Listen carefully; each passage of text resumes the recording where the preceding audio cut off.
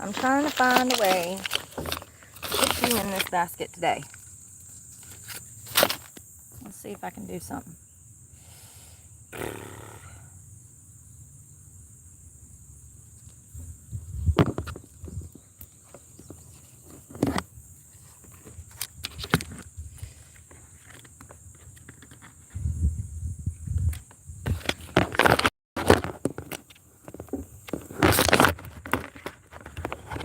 It ain't gonna fit. I'm trying to put you in the basket.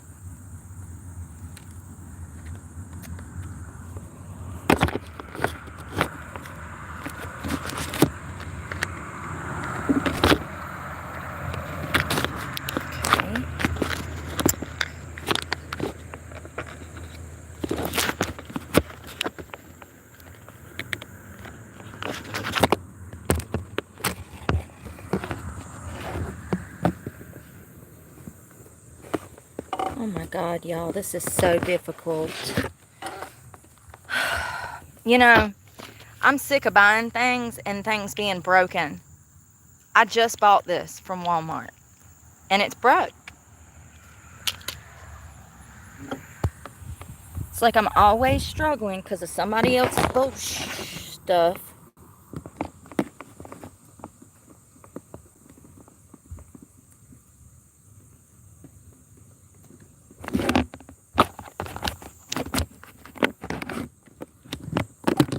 It ain't gonna work. I ain't gonna have nowhere to put you but right here. So, yeah. Why is that doing that? I swear to God. I'll have to put you right there. I don't know what to do about getting a new camera stand, like for the bike. There's not much to order online, and that other thing is broke, and I'm pissed about it because I just bought it a month ago.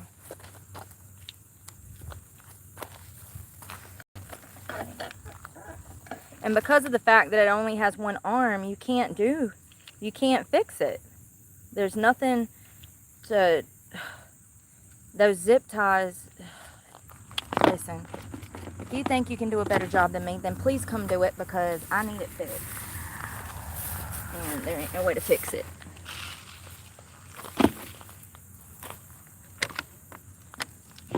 This sucks. Absolutely sucks ass.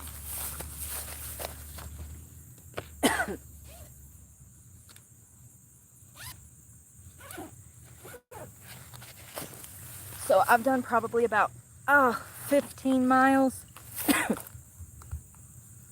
So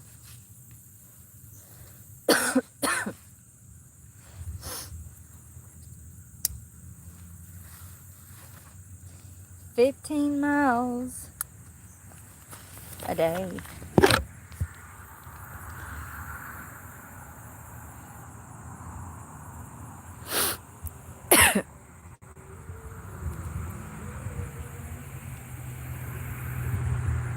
Hey, cowgirl.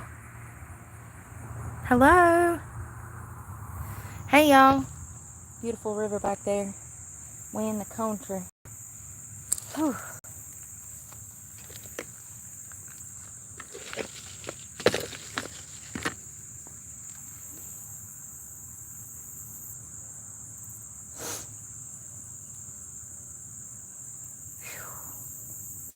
I don't know why my other phone ain't working. Pisses me off because I pay for a service and I ain't been able to use this phone the entire month. It does not work. Oh, there's a butterfly.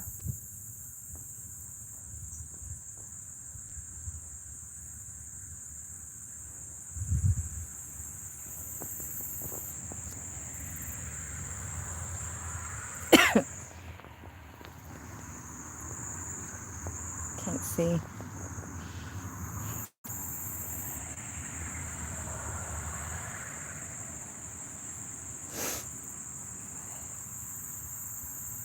Ouch, my elbow.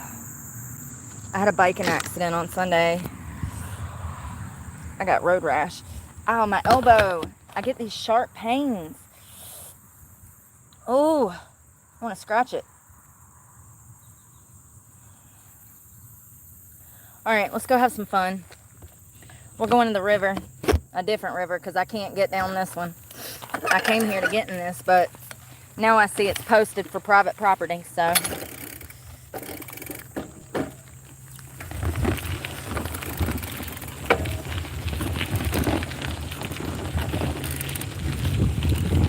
But baby, don't you drinking, now you're thinking about me.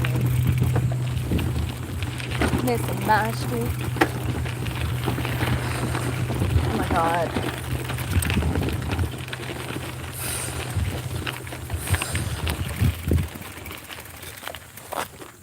That was a mountain. We're on a bridge.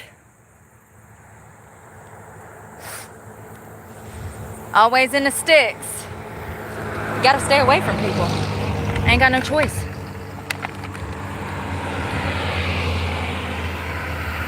And you're texting what you drinking, now you're thinking about me. I'm dying, it's hot. Happy Saturday! Coming over tonight with my truck in your drive. I miss Betty. Betty was my big old black Chevrolet. She had that black magic, baby. She was beautiful. She was absolutely beautiful. Sorry, we'll get something better one day. My comebacks are always greater than my setbacks. This ain't nothing new. This has been my whole life. It's all temporary.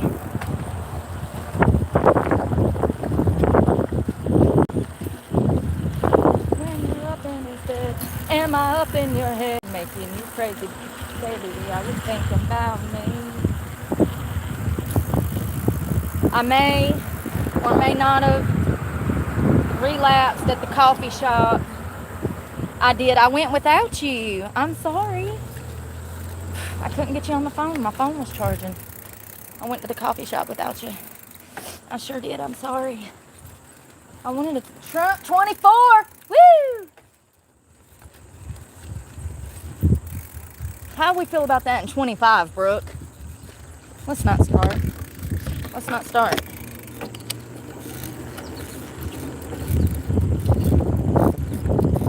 So they got tube rentals right here where you can like rent these tubes and go down the river. We ought to do that one day. It's been a long time since I did it. It's probably been about, I did it when I first got out of prison. That would have been like 2013. When I got out of prison, I went and did it. I would say it's probably about 2013. So it's been over 15 years, over 10 years. Oh, make sure nothing's coming. Let's go. Hello. Everybody's been so friendly today. Yeah, see? You get your raft, and then they take you up the mountain. You float down the mountain to your car. They've got a bunch of these it's $15 tubal rental. Includes shuttle. Yeah, they got them up at Hanging Rock too. I'm actually surprised they're not busier, but I guess the people that come to tube, they grab their tube and they go, so you wouldn't really see them anyways. Just when they pay.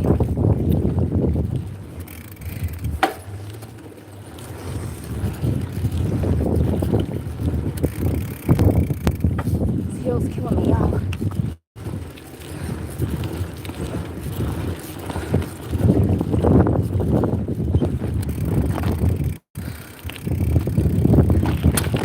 I need coffee. I'm barely making it. Look.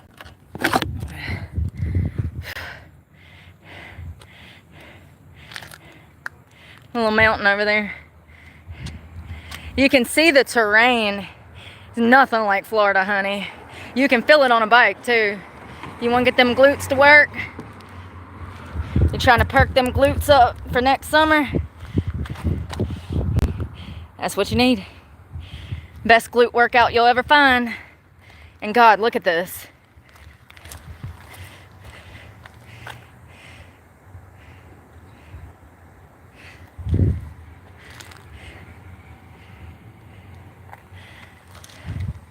It's gorgeous. Saturday in the South. It's the South. You gotta use an F, or you're not a true Southerner. But I never fall in love, just in case. Just in case. Oh, that's a good one. Love somebody. Coffee. Water, if you can't tell by the color. That is not Kahlua and milk. Your girl only drinks when she's bleeding or dying of heartbreak, okay? That's the only time we reach for the Jameson or Corona. I'll take a Modelo. Modelo, Corona. Why is it that I drink that stuff from Mexico and I don't get no hangover, but if I drink something domestic, I feel like crap? Make it make sense.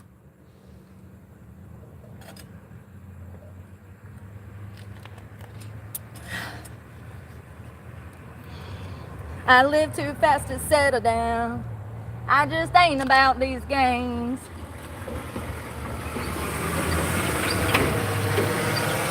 Oh, there they go, there they go, there they go. Oh, God. They on the shuttle bus. Y'all see how I'm shaking? I need to chill on the caffeine. I just want to love somebody that won't leave a hole in my heart.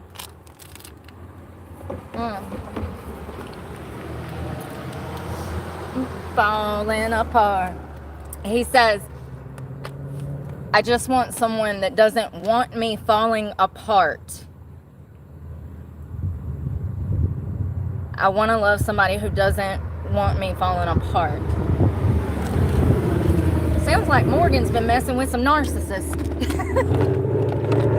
I think he's got a good one now, but yeah, that sounds like somebody that's been through it. The wordplay on that.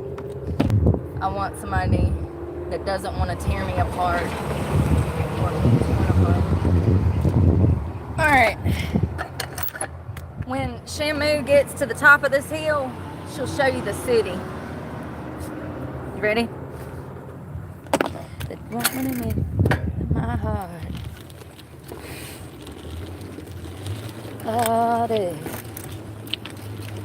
That don't want me falling apart.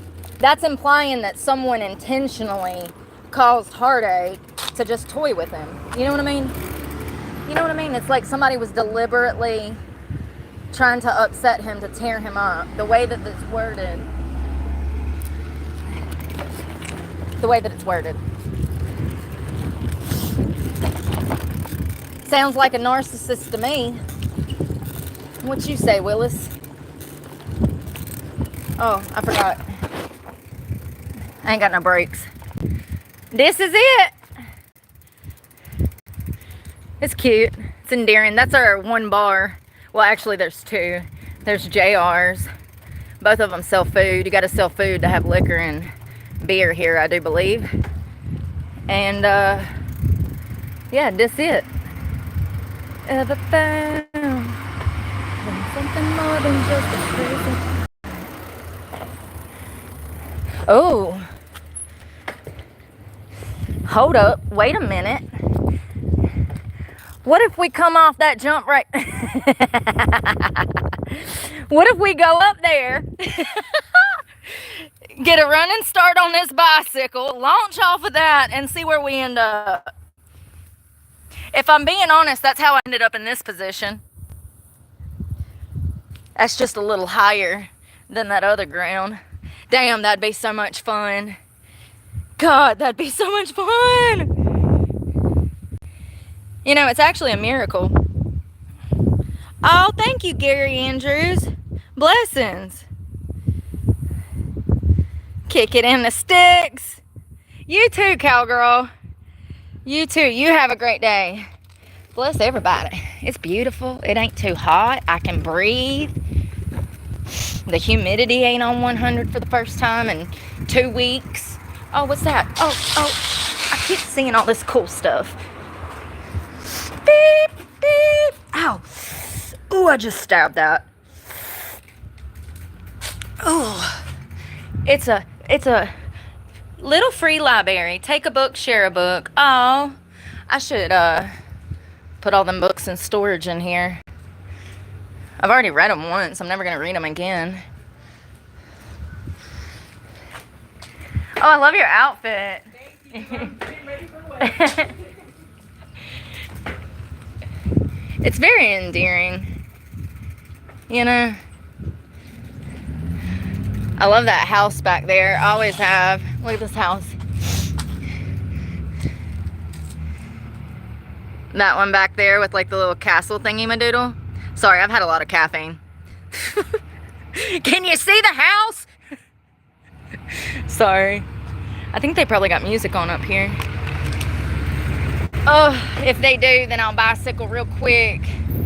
There's that cobalt blue that's real popular this summer. Mama loved that color. She had dishes like that. She would have wore something like that. Definitely Mama style. Why is that zoomed in?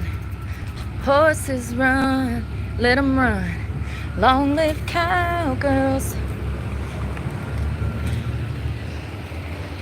Oh, it's 10 years. I knew it wasn't long. They've been open for 10 years. That's cool. I knew that I moved here before that place was there. Because I ran up on it one morning and I was shocked. I was like, oh wow, when did we get a coffee shop? It's amazing. They do a good job. But for real, riddle me this, Batman. How can he sell $3 cups of coffee? How can they sell $3 cups of coffee but Starbucks can't?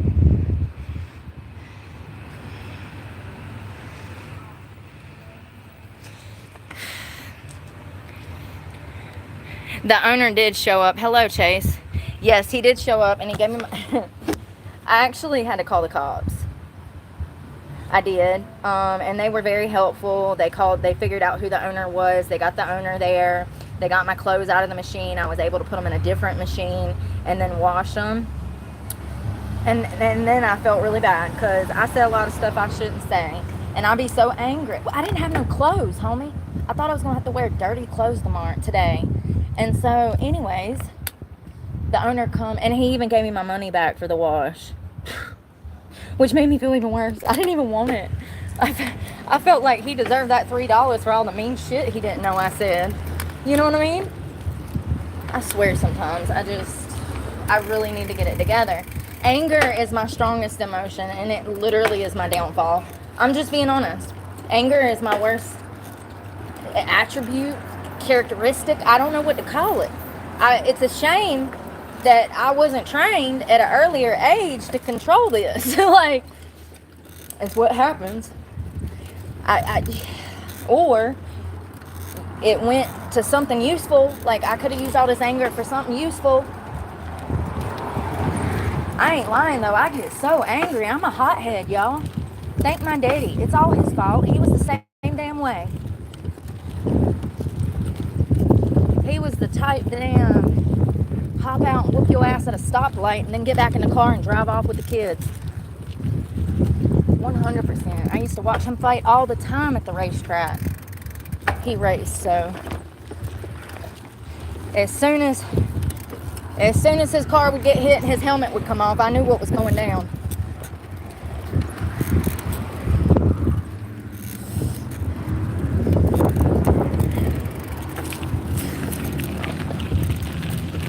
Sometimes I feel like I got all the bad parts of my parents. I know that's not true. But truly though, I did get a lot of their bad habits, if that's what we want to call it. Learned behaviors. I've been having to deprogram myself since like 18.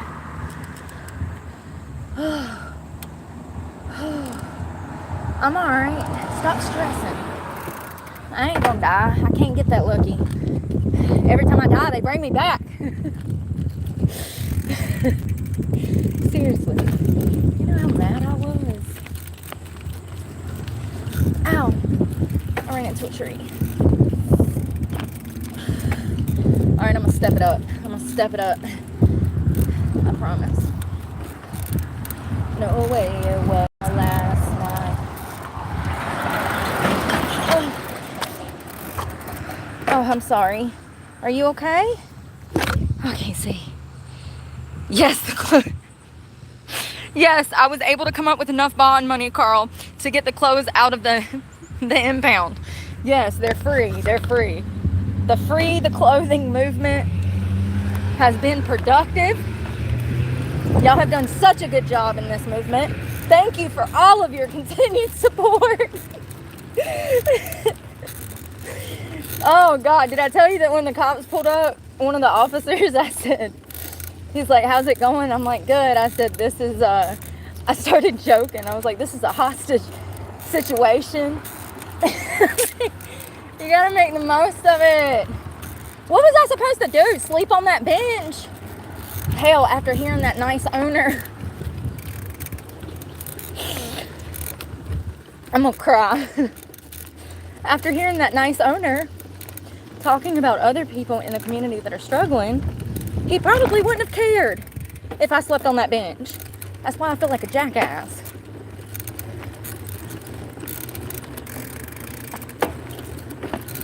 He even explained, he said, I don't know why my phone didn't ring. He said, I've got to fix that. He said, we're about to get eaten by a dog. They sound like pit bulls. He said that number was supposed to be routed right to his cell phone, and it wouldn't. It, like, something ain't right. So it's fine. It was figured out. I didn't have no clothes. As you can see, what I got on is what we pulled out of there.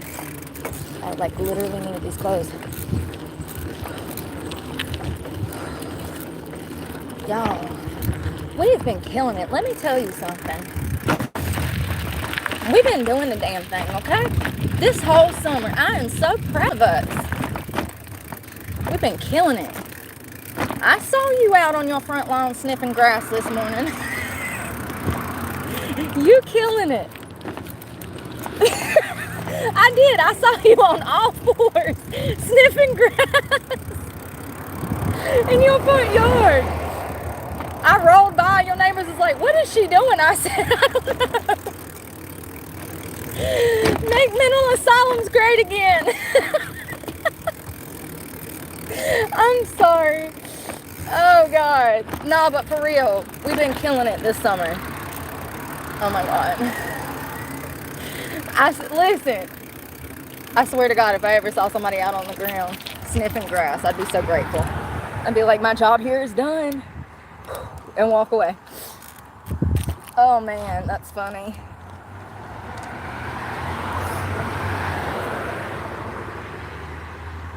That was almost as funny as the time I let you take a sip out of my drink and then I got it back smelling like your hot breath. Ow, my hand. You remember that? You hadn't even brushed your teeth that morning, girl. Ooh, that stuff, like, it could have burnt my nose hairs out. It was, your breath was so strong on that straw. I'm sorry. I'm joking. I know your breath don't stink. And even if it did, I'd let you drink after me. Maybe. If we was family. Oh God.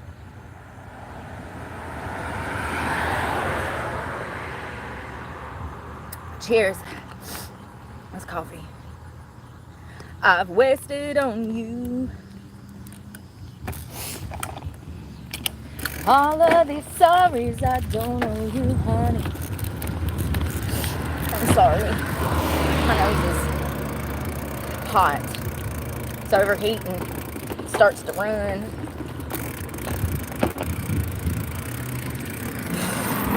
I don't know how many miles I've been. I'd say 15. Oh, trash cans. Grass. Wasted on you. Like some of these back roads. I ain't never been up this way. I just hope my phone don't mess up. Oh, that's a big hill. a little shadier too.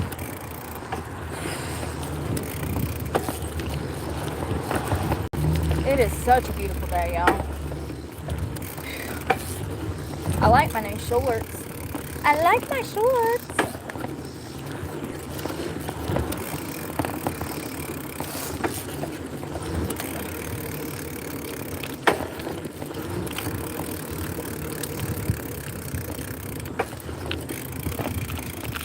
Y'all remember yesterday when I tried to, y'all remember when I tried to, like, close the door with my foot so that, to see if the wash machine would lock and start? And remember a piece of the, I am so sorry. I'm so sorry. So sorry. I am running my mouth. Girl, you should have just ran me over. No, you shouldn't have, because then I would have got a fat check. And then I die. That's when we got your $20,000 check in the mail. Plane falls out of the sky the next day and kills me before I even get the check. Anyways, the clothes were being held hostage. The machine was being aggressive. He had a firearm. I'm joking. Oh God, what was I gonna say? It was something about the wash machine. I was in this lady's way in this lane. I wasn't like in the middle of the road, but I was damn close to it. I'm on the side now.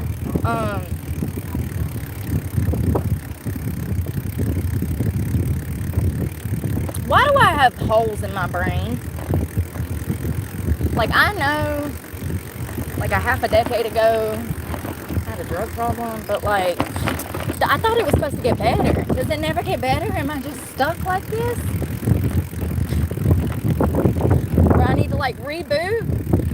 Like, it's just one of them loading symbols above my head. I forgot.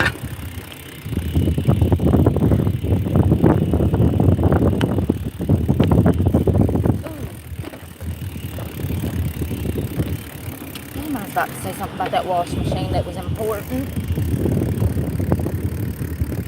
Anyways, let's go pray. I'm not good at that. I need to get better.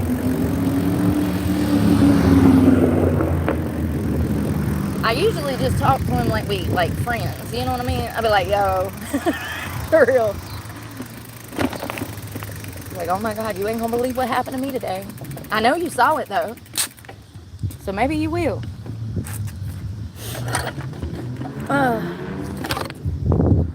It's a church. It's a beautiful tree right there. Look at those pine cones. Oh, look, the butterfly.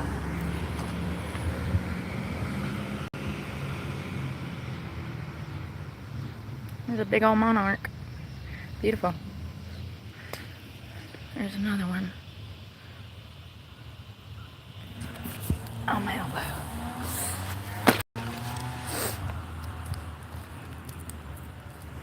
That's a big one.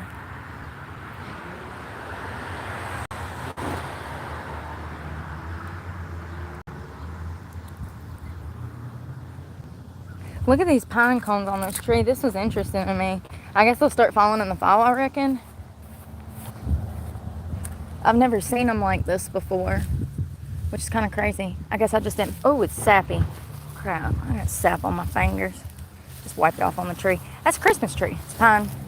Oh, look at the sap going down the side of that. It'll open up and they'll be all over the ground come fall. It's a beautiful pine though. It's huge.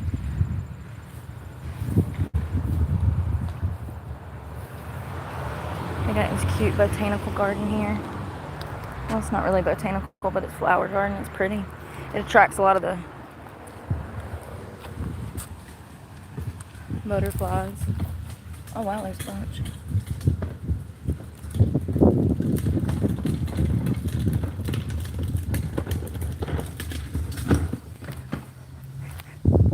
Yeah, that's the start of the machines taking over.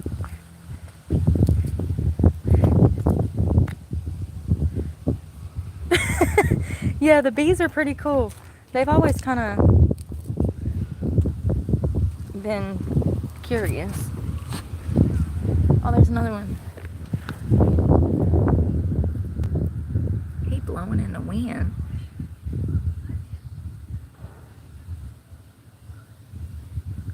I wonder if that feels like a roller coaster when it's blowing like that and they trying to work.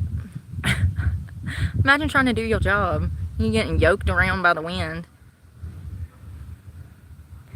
It's like, hold still. I'll get those stitches in there eventually.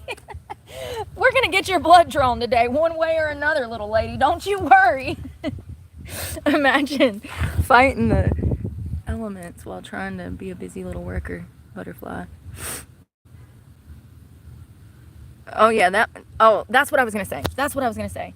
So I had pushed the door shut with my foot, and part of the dry rotted handle fell off of the machine. So I stopped messing with it and I walked away. And this morning, after we had breakfast, we went back over there. My clothes was still being held hostage. At this point, the machine was making demands. He was like, I want $1 million. It better be in big bills. Like, I was like, Jesus Christ, bro. No, but for real, when the cops showed up, he tries to open it and the whole handle popped off. I was like, that thing was already dry rotted. That's not your fault. It was already dry rotted. Hercules. I mean, it just snapped off. Listen, I think I really be like mean sometimes. I feel bad about yesterday.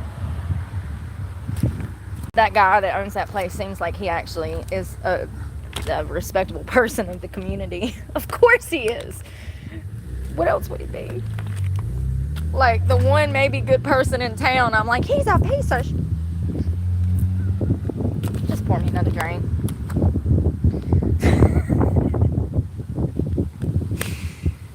Oh, hey Paul, thank you. I mean, at least I'm honest though. That was the first thing I said after I got my clothes back. I messed up. I made poor decisions. I said things I shouldn't have said. I let my anger rule me. I operate on emotion sometimes. All of the above is true. I don't know, man. I guess the best way I can describe it is I've already lost everything else and I just bought these. And I'm thinking, you know, it's all I got. It's all I got left. I ain't got another pair of clothes. It's frustrating because you've done lost everything. And then you buy a new pair of shorts because nothing fits. And then before you even get to wear them, and they were used from Goodwill, but they're new to me, and I'm grateful. But before you even get to wear them, they get kidnapped. They just missing. It's like some friend that I didn't even have borrowed my stuff and never gave it back, you know? Like, that's one of the reasons I don't have girlfriends, because you ain't borrowing my stuff, and I don't want to borrow your stuff. I got my own stuff, and you got your stuff. Your stuff is your stuff. My stuff is mine. I don't do that borrowing clothes stuff. You know what I mean?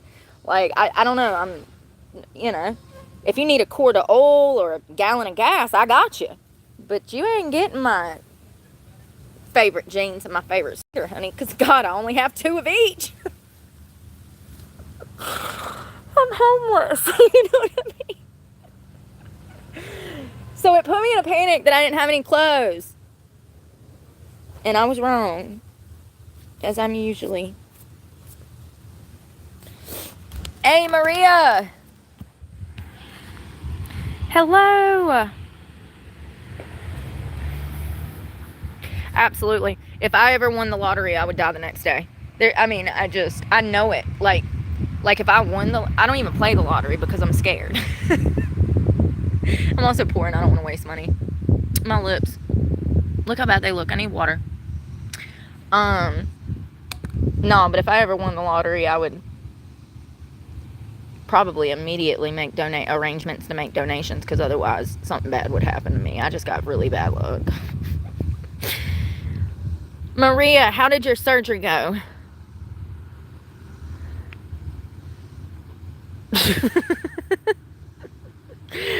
Damn it, Bobby. I'm always saying stuff from King of the Hill. They're apparently, they got a new one coming out. Did you see that? Yeah. I've been seeing the previews on YouTube. You know, the commercials, because I'm a creator and all, but for some reason, I don't qualify for a free subscription, premium. I'm still trying to get in touch with YouTube to see if they can work that out for all the creators. I just feel like if you're monetized, you should be entitled to a free subscription. You can't give me no darn $10 subscription. You make all this money off of me, but you can't invest back into your creators. Just an idea. Just an idea. Hey, Corey. I am well. Thank you so much for the floating heart, Maria.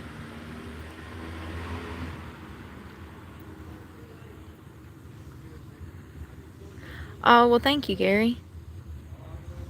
I hope you're having a great Saturday. We came to see some butterflies ring. Oh, the 20th. I will. I hope it goes well.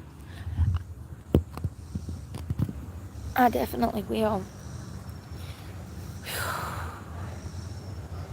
It's nice out here. Let's see what the temperature is because I need to get back on the bike and finish my workout, but I'm being lazy.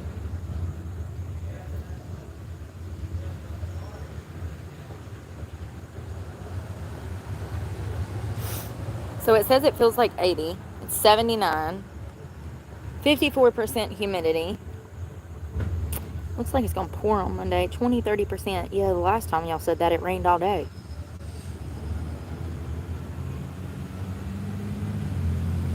So it looks like Tuesday, 20%.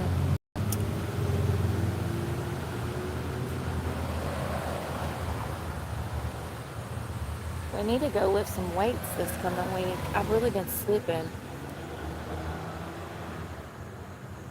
If I could do like 2 glute days next week with weights, I know that it would like tie everything together, you know?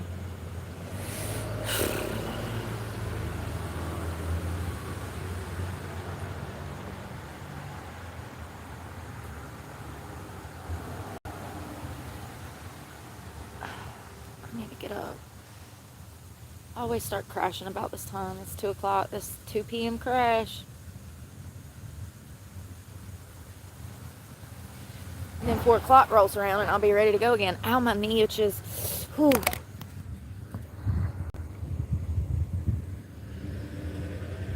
It's pretty bad. It hurts. It itches.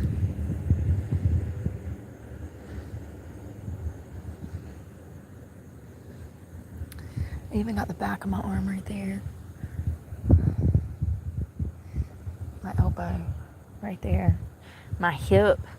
This knee. This is the one that's black. You see that bruise all the way around?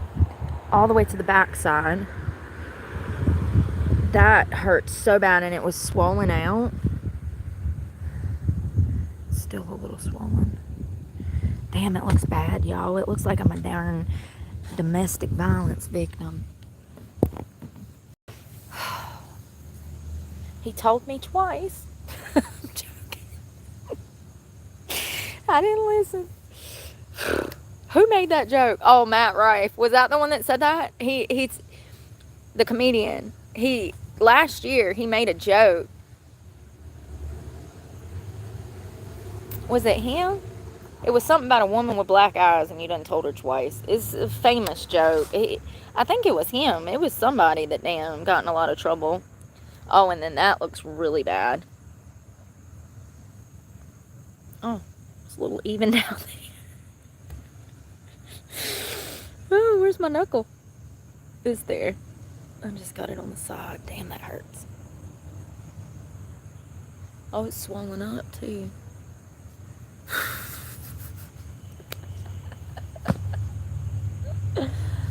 Oh God, it could have been so much worse.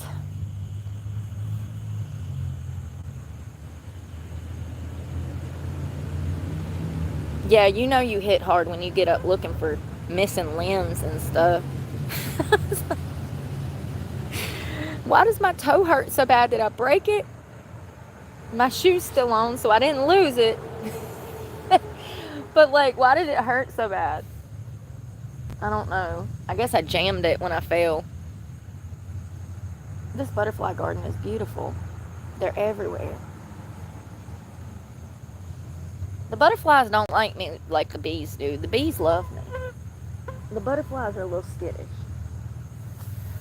The bees are like Labrador retrievers, and the butterflies are like, I don't know, something that's skittish. I know, right, Maria? Hello, Anthony. Hello, John. Anton.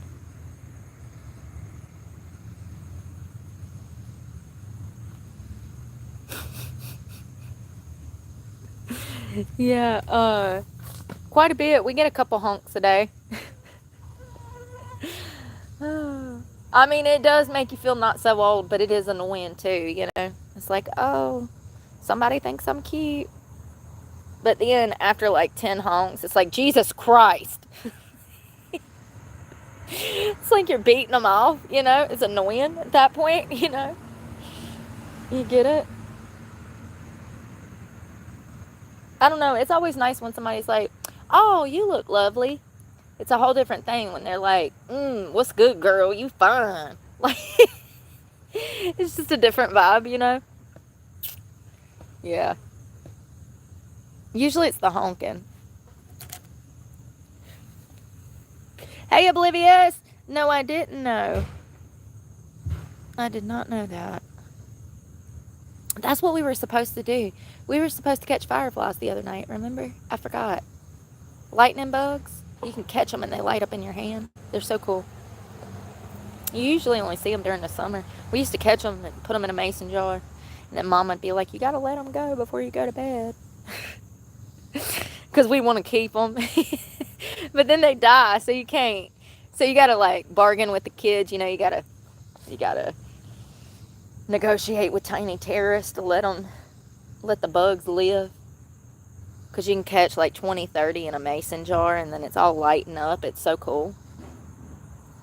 Yeah, free the fireflies. Yeah, that was always fun, catching fireflies. You know, that's probably why I ain't scared of bugs.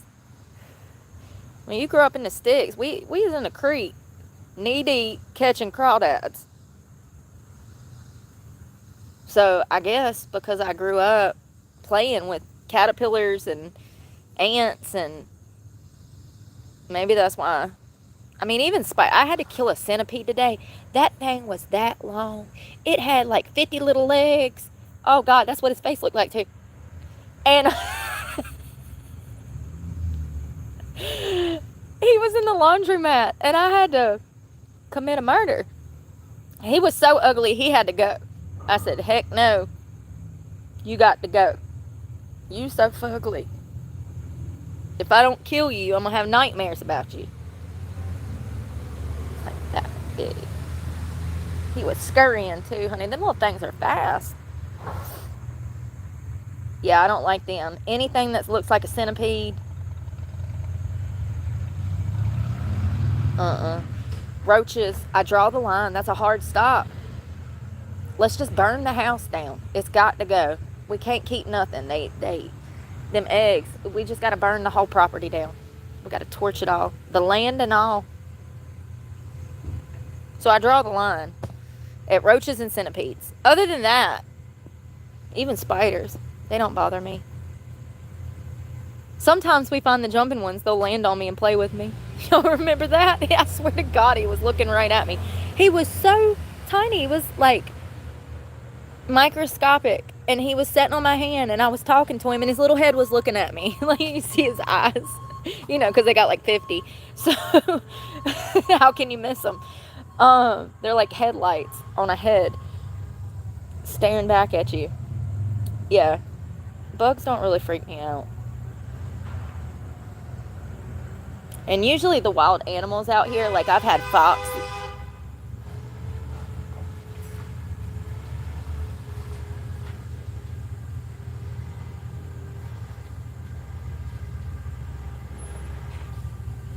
I've had like bugs, foxes come up on me in the middle of the night. They're harmless. They're more scared of you than you're of them. Well, than you should be. They're harmless. Firefly was extinct. I don't think so. They still fly around here. Maybe they're called lightning bugs. I might have the terminology wrong. Oh, my elbow hurts so bad, y'all.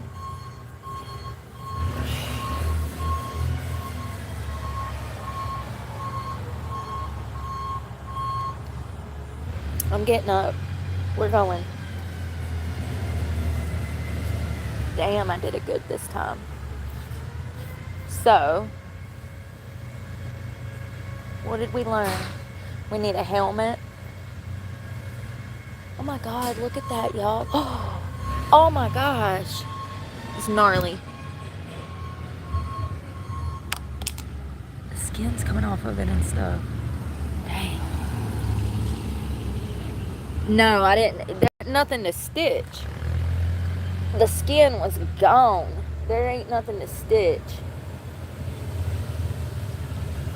The skin was missing, y'all. God, that stuff's flaking off like I'm damn killing in the summer. It doesn't look like it messed up my tattoo. I see a little ink missing in the middle there. We'll see how it heals up. That's going to be a nasty scar. Good, now I got one on each arm. And this elbow is already ate up anyways. I'm actually surprised that my knees look this good, because my knees, when I was a kid, my knees stay bleeding when I was a young, and I see a few scars. But I'm actually surprised that I don't have a lot of scars on my legs, because when I was a kid, my knees were always cut up. I mean, always. A few times a summer, I'd have both knees completely skint. So I'm actually surprised the scars are not worse. I was thinking about that yesterday.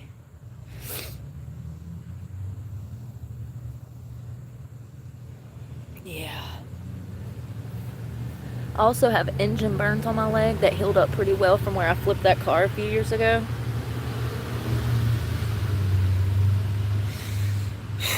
That leg looks really bad. It's deep. I got it good. I knocked the hell out of it. It's completely bruised. If you can look, you can see. Do y'all see that bruise?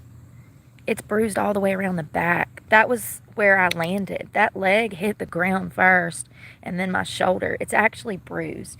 The first and second day, I could barely even move this leg. It hurt so bad. And the bruise is kind of fading. You can't really see it. This camera's crap. But it is actually a purple bruise all the way around to the back. And you can see where I'm even cut back there. So I got it pretty good. Yeah, oblivious. It's healing well. I'll have a scar, but it'll be okay. I'll be like, yeah, that's from when I was homeless. They'll be like, what? When? I'll be like, the year was 2025, and we had put all of our eggs in the basket, in the same basket. We all voted for Trump. I ended up homeless. Yeah. It's a story. But I ain't lying. I hit that concrete so hard, I got up looking for teeth I wasn't even missing. Where's my teeth? I know I got to be missing teeth. The pain just ain't set in yet because the adrenaline's flowing. Where are my teeth? They've got to be around here. I know that I'm missing teeth. Where are they at? That's how hard I hit the ground. I didn't even know what year it was. If the EMS would have showed up, they would have locked me up in a hospital. That would have been their first question. Do you know what year it is? I would have been like, no. Can you help me find my teeth? Can you help me find my teeth?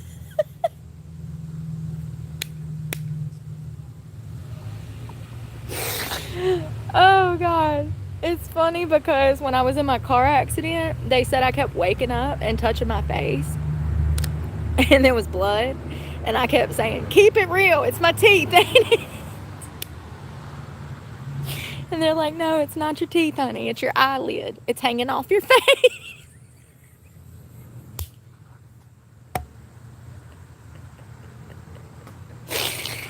Oh, God. It wasn't that bad, but it was pretty bad. I did have to get stitches. Yeah. I was in a car accident, and I thought it was my teeth. I kept saying, it's my teeth. Tell me, it's my how bad is it? Like, it's not your teeth.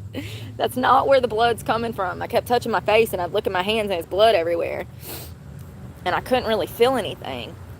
I guess the accident, the adrenaline. I'm like, I'm fine. I can walk. I'm fine. And then the next day, I'm like, oh, God, I can't walk. Because the accident, that accident gets to you. Like, a major car accident like that, it's an out-of-body experience the next day when the pain sets in, especially if you hit the steering wheel or you were T-boned and your body, like, hits a console or something. Oh, God. I mean, it's indescribable, the amount of pain. If you've been in a major accident, you know exactly what I'm talking about. And that feeling I had on Monday and Tuesday after this bicycle collision. It's like, Jesus Christ, was I hit by a car? Seriously. And, you know, sleeping on the ground and stuff, too. Doesn't help. It doesn't help at all. Yeah. Anyways, yeah.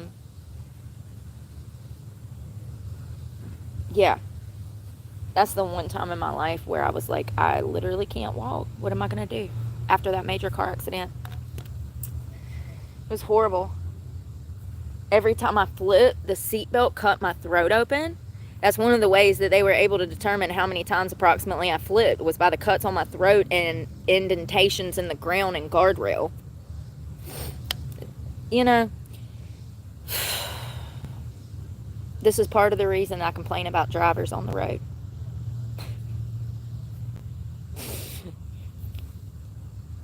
Not everybody needs to be out. You know what?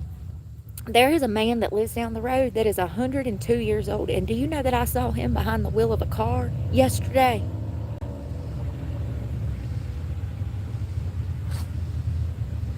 $102. He was a preacher. Allegedly, his daughter was in the passenger seat. He is 102. I guess he's made it to the age where he could just do whatever he wants to do, right? You know? I don't think that, you know how I saw him? He was holding up traffic in his Cadillac. And I was like, oh God, why is this man going so slow? I'm about to pass these people on a bicycle. And then I passed the 3 cars on a bicycle, and I look over, and it's that man that lives down the road. I was like, ain't he 102? What is he doing? Bad grandpa, he done escaped from the rest home, honey. I swear it was him. And there was a dark-headed woman in the passenger seat. And when I asked somebody locally about it, they said that was his daughter. And that was him driving. You know, he is a preacher, so he's rolling with the Holy Spirit, honey. Jesus has got him. You better hope Jesus has got you if he hits you, but Jesus has got him.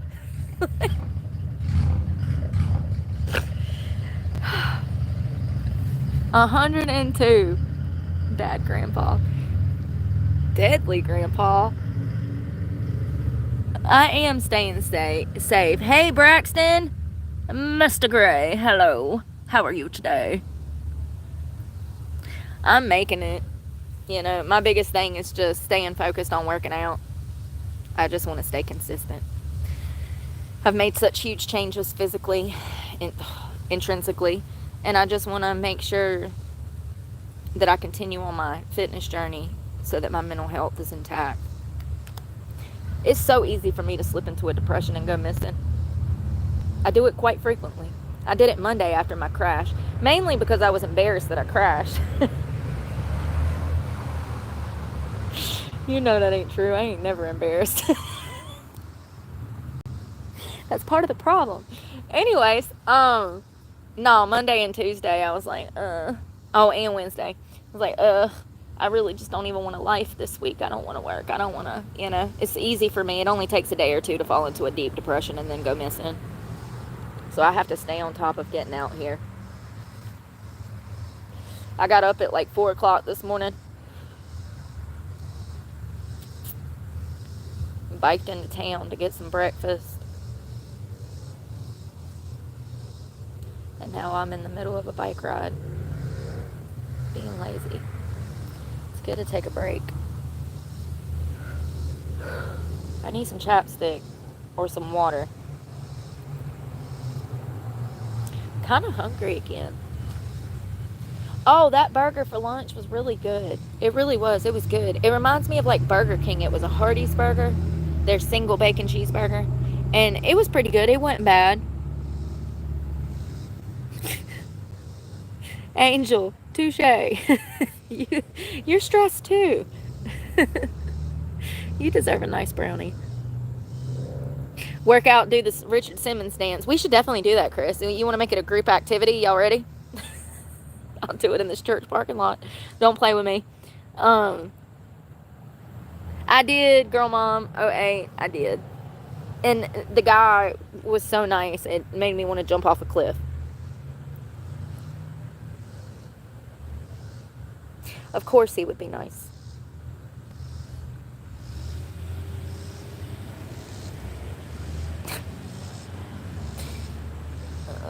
Of course he would be nice. What is wrong with me? Why am I so angry? We need to get to the root of that problem, because I have major anger issues, and it's unearthly. The longer I stay angry, the more I realize it's unnatural how angry I get. I wish that I could use that. And that's what I'm trying to do with fitness, and I think I do a good job of redirecting that energy. But I really need to hone in on why I am so rawr.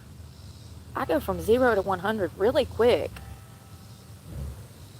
Dangerously quick. And sometimes it happens before I even realize. I don't even realize what's happened until after. And I'm like, oh, whoa, what happened? I was running on autopilot. It's almost like I almost semi-black out. Like I'm coherent, but I ain't in control. And sometimes that cutoff mechanism don't work. Past 8 years it has. I haven't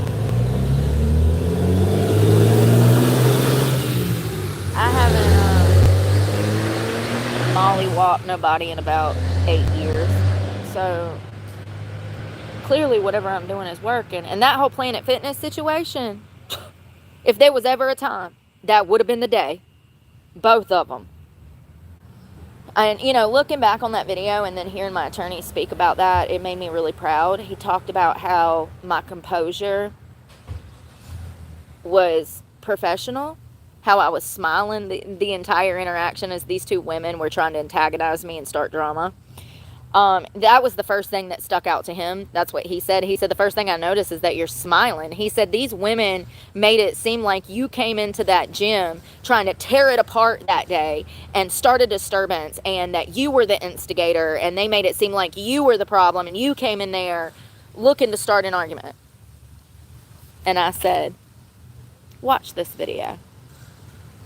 And then he got back to me and he's like, this is crazy. He's like, you were smiling. He's like, you were calm and professional and you were communicating properly. I said, yeah, I know. It's crazy. It's absolutely crazy. It didn't get ugly till we got to the locker room, and they deserved every bit of that. And matter of fact, one day when one of their customers mollywhops them all over the Planet Fitness, they will deserve it. It's gonna happen. They got lucky with me because I'm a changed woman of God. But not everybody is like that. They pull that mess on the wrong person. It might be their last day on earth is all I'm saying. You don't go around interfering with people's lives and lying on them. And matter of fact, if you do stuff like that, you're a horrible person. Your lies affect their life to the point that they lose their vehicle, which they were already living out of.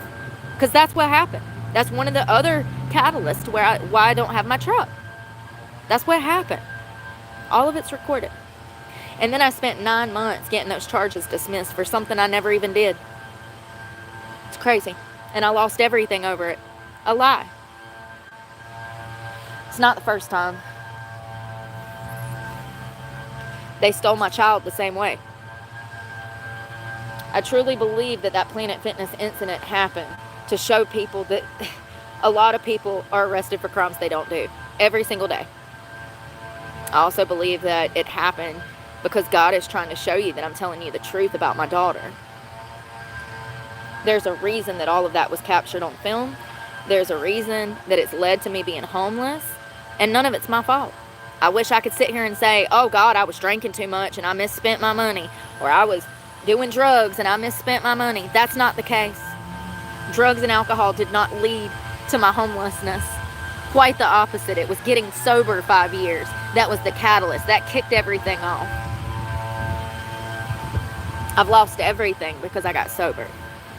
It's kind of rare, but it's not unheard of. Common.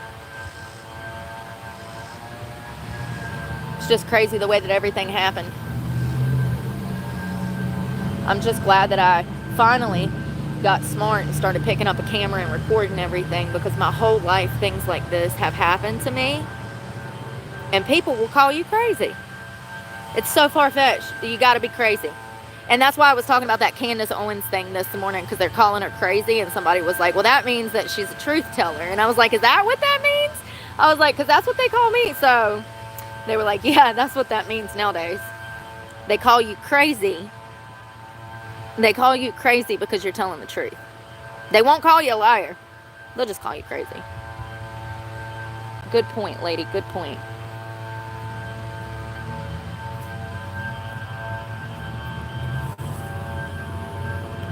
Yeah, for real. A simple job. And you're over there trying to mess with some lady you know lives out of her car.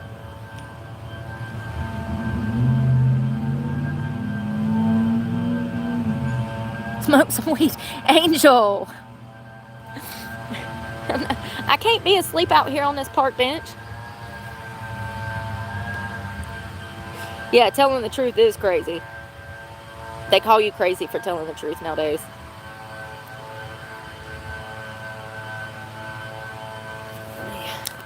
Oh, alright. I'm getting up.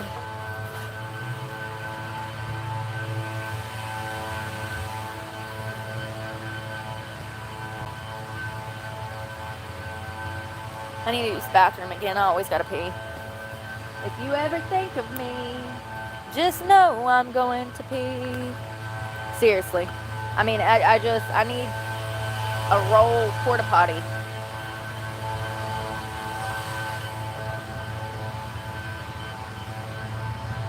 I need a rollable porta potty. Hook it up.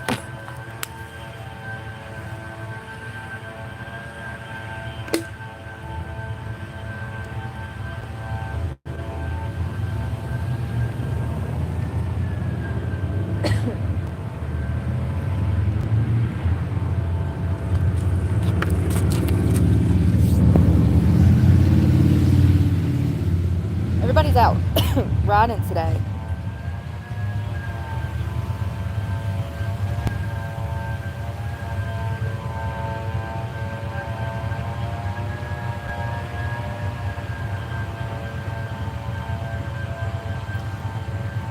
I cannot believe that they're going to pardon Ghislaine Maxwell. Can y'all believe that? Yeah, he was really nice.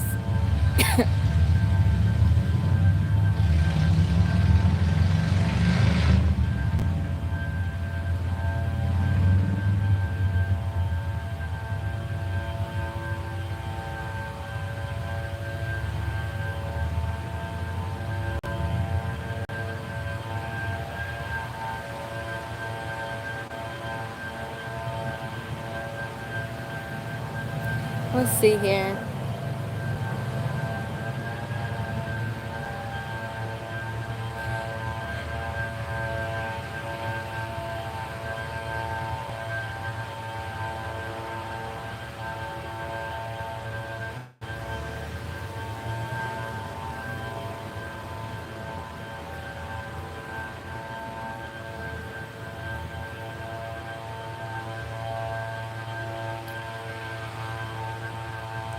Wonder how hot it'll be tomorrow. They say it's going to be hot next week, too. Well, upper 80s. That's not too bad. I can deal with that. It's not too bad. Absolutely, David Jessup. Absolutely. And it looks like it might rain next week a few days. The weekend, particularly. I hope not. Because I'll be wanting to get outside. I want to get outside, and I can't do that when it's raining. At least not working out. Every time I do,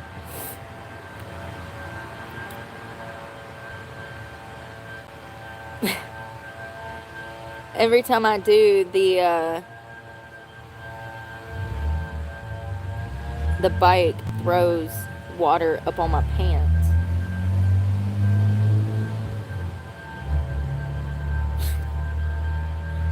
The bike wheel will toss water up on my skirt or my pants or whatever, and I can't, like, my clothes get wet. So yeah, I saw that to Texas. She should have never been pardoned. No, she was completely complicit. She should never be pardoned. Not only is she complicit, but she's done her own crimes. That's how this works. She is just as much a criminal as Jeffrey Epstein. Not only was she an accomplice, but she was a willing accomplice. She willingly was with him, and she willingly acquired girls for him. She was the main proprietor. Is that how you say that? She was the one that would crack these children. She was the one that would get close to these children, to groom these children before she would pass them off to her perverted ass husband. Without Ghislaine, Epstein could have never committed half of the crimes that he did. They were partners in crime. She should have got the death penalty. This is a death penalty case. These are human traffickers of children. What qualifies for the death penalty if that doesn't?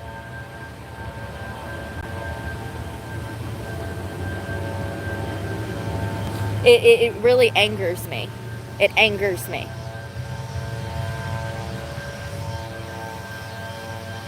The fact that our president would sit there and pardon her shows me that he was on that list. Not to mention it's already been released through the FBI that he was on the list. It's a fact. I don't care that I'll support him. It's a fact. It's also a fact that Epstein worked for the CIA. He was an informant. Had ties with Israel. Interesting.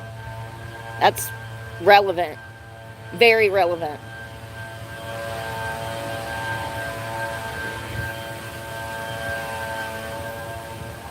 I'm just sick of the buffoonery, man. I'm sick of it. And I'm not the only conservative commentator that has a huge problem with this. The majority of us do. Look at Candace calling out Trump. Tucker, Matt Walsh, Ben Shapiro, literally every Republican conservative commentator is pissed right now.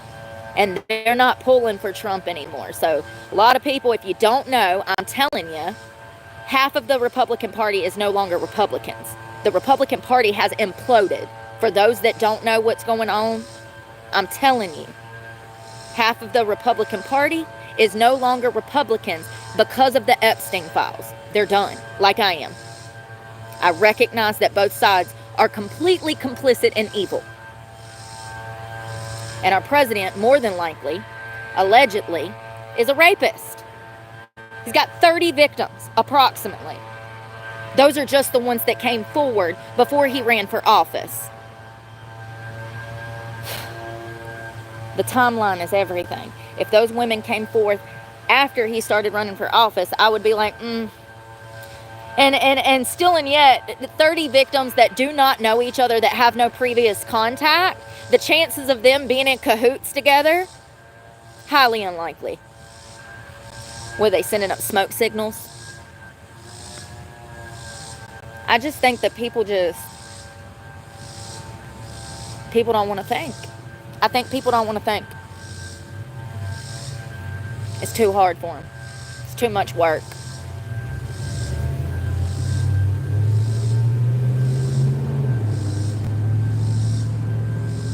I agree with the illegal immigration, closing the border, deporting these people, bringing American jobs back to America, giving funding to agricultural programs, getting farming back off the ground, trucking back off the ground. I agree with all of this. Fully. Hard stop against abortion. LGBTQ plus has no room in this world. It's demonic. I don't agree with this. The Epstein, the handling of the Epstein files, and I don't agree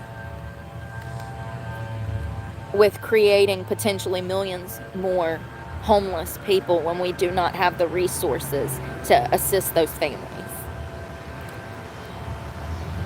I don't know. I think it's disappointing, all of it. You know,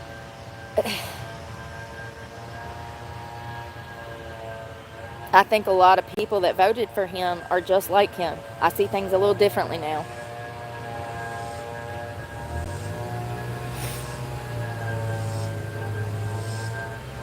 Oh, hello, Pablo. Happy Saturday. Yeah, she absolutely was a groomer. Girl Mom 08. She absolutely was. It's the whole bad cop, good cop. It's that whole routine. The way that these traffickers work, they often use a female to get close to the victim to break the ice with the child. If the man went in to try to break the ice, the child would get spooked and run off. So these kinds of traffickers like Epstein and Ghislaine Maxwell, they actually work as a team. And the female, typically we see them go in to break the ice with the child or the victim in order to get the child groomed and conditioned enough for the male to step in. She is just as responsible, if not more, because she was the proprietor of these children. She would get close to these children. She was taking them on shopping trips. She'd take them for coffee, take them to get their nails done. She'd tell their parents, oh, I'd love to have them over. And then the whole time, she is coercing them and grooming them and conditioning them to give massages and then to get assaulted. She should have got the death penalty. I cannot believe that they are going to pardon her. They are. They're going to pardon her. Trump. Why would he do that? He ran. His whole campaign was that he wanted to make America great again, bring truth to the surface. RFK, MLK, JFK, MLK, the Epstein files. That was what his campaign was. We're going to bring you the truth. Remember that? Because I do. That was his whole campaign.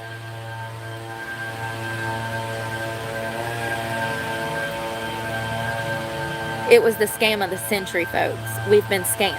We've been bamboozled. He's not who we thought he was. It's as simple as that.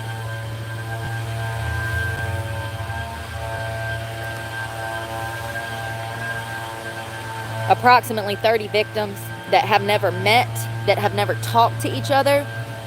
It's a 1 in a million chance that they would all have the same story that showcases his behavioral patterns in a very specific way.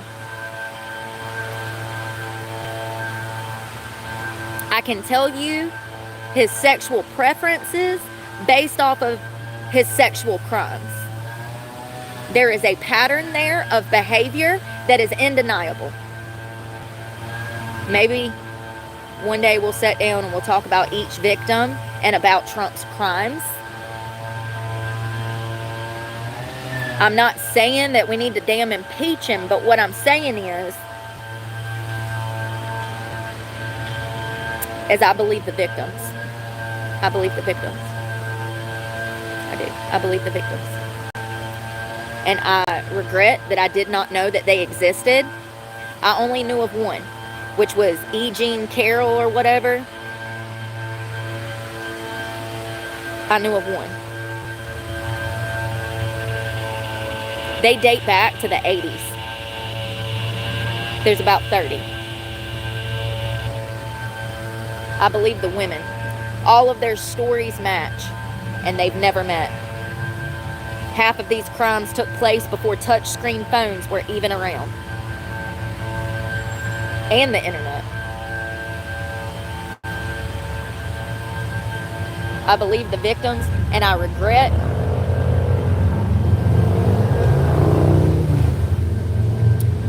that I didn't believe Jean Carroll. I didn't believe her.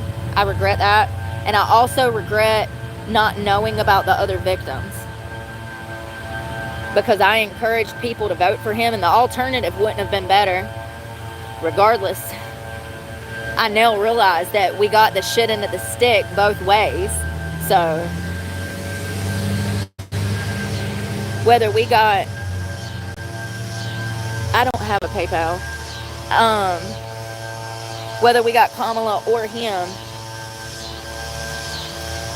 y'all, I'm gonna just start blocking people. What is wrong with people?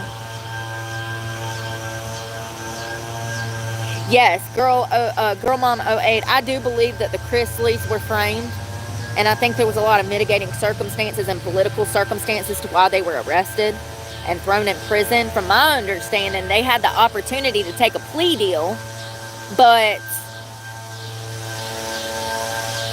so they could have took a plea deal and admitted guilt and did like a small amount of time, or I don't remember what it was. They pretty much were in the same position that I was in. It was either like, oh, I remember. It was they could have took an Alfred plea or a plea and got no time and accepted guilt. That's what it was. They had to plead guilty and they would have got no time in prison. Or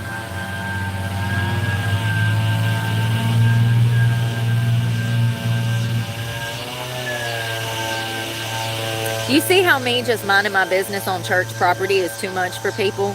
Have you noticed for the past 20 minutes, this guy behind me is out here with this leaf blower? This is the type of petty behavior that I have to deal with from people that own businesses. It's crazy.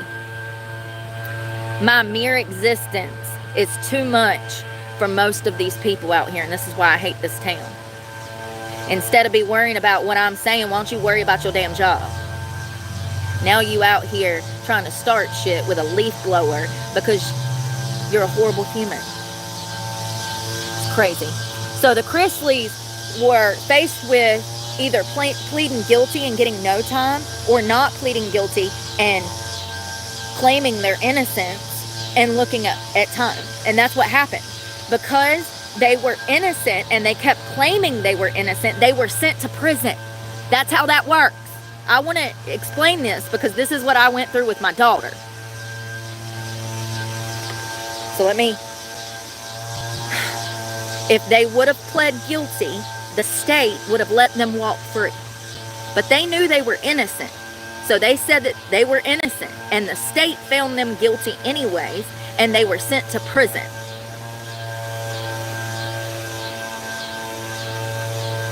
It's an entrapment trick that the justice system does to get people to try to admit to guilt to charges that they didn't do. Because the alternative is a prison sentence. So most people are going to plead guilty to something they didn't do so that they don't get time. And I know half of y'all are like, oh, I'd never plead guilty to something I didn't do. You're an idiot. Yes, you would. You'd be the first one. The moment you were looking at 15 years in prison, you gonna go do 15 years. You gonna go do 15 years? Okay. The Chrisleys had no choice but to plead guilty because the alternative would have been accepting guilt for something they did not do. That's why they went to prison. That's how that works. And that's the same thing that happened to me. It's crazy. Typically, when we see an Alford plea, that is an innocent person. That means that the state does not have enough.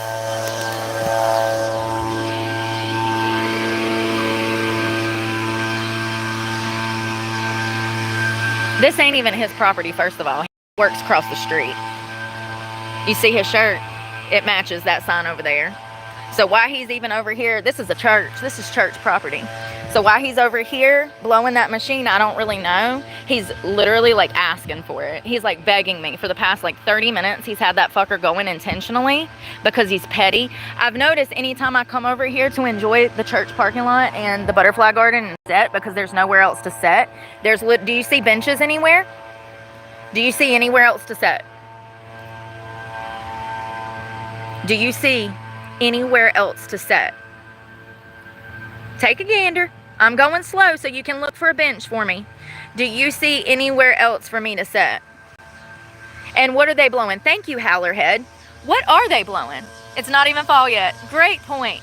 So thank you to the people that actually have common sense that pick up on what I'm saying. Thank you, Howler. Nice to meet you. Exactly. Do you see any debris over here? Let's go look at the whole parking lot. I just want to point out people's behavior patterns. This is a learning lesson for all of us. Do you see anything on the sidewalk?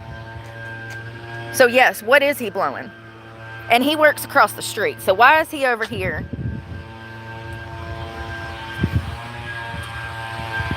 You see what I deal with when I'm simply out here trying to work? It just goes to show that people are truly unhappy with themselves. Truly. The only people that behave that way are people that are unhappy with themselves. I'm sorry, you guys. Listen, if you don't behave that way, be proud of yourself. But I know a lot of people take offense to stuff like that because they behave that way. I have to deal with y'all out here. I'm dealing with one of your damn brats right now. It's crazy. It's absolutely crazy. You know? And here's the thing. They'll be like, oh, don't like that homeless lady around. I'm sitting here trying to work so I can not be homeless. Make up your mind.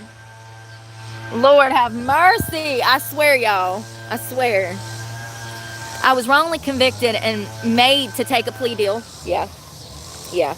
Every time I see an Alford, I'm like, oh, another innocent person with a prior record. That's what that means. That means that the state doesn't have enough evidence, in my opinion. In my professional opinion. Let's see. I was first-time offender. They should have never brought up the charges per the authorities. I'm on my last year. Oh, my God. They gave you 5 years of probation? They gave me unsupervised. Yeah, well, you're a first offender. They're gonna... And the jails are so packed. Even if you weren't a first offender, girl, you could damn be a convicted felon and then have firearm charges, and they'll let you out in Guilford County. They'll just let you go. Good luck. Don't worry about those felony charges. Convicted. That's an automatic 7-year sentence in this state. They gave me unsupervised. They have any other charges in my 34 years of life. They had nothing else. They changed the charges from one thing to another.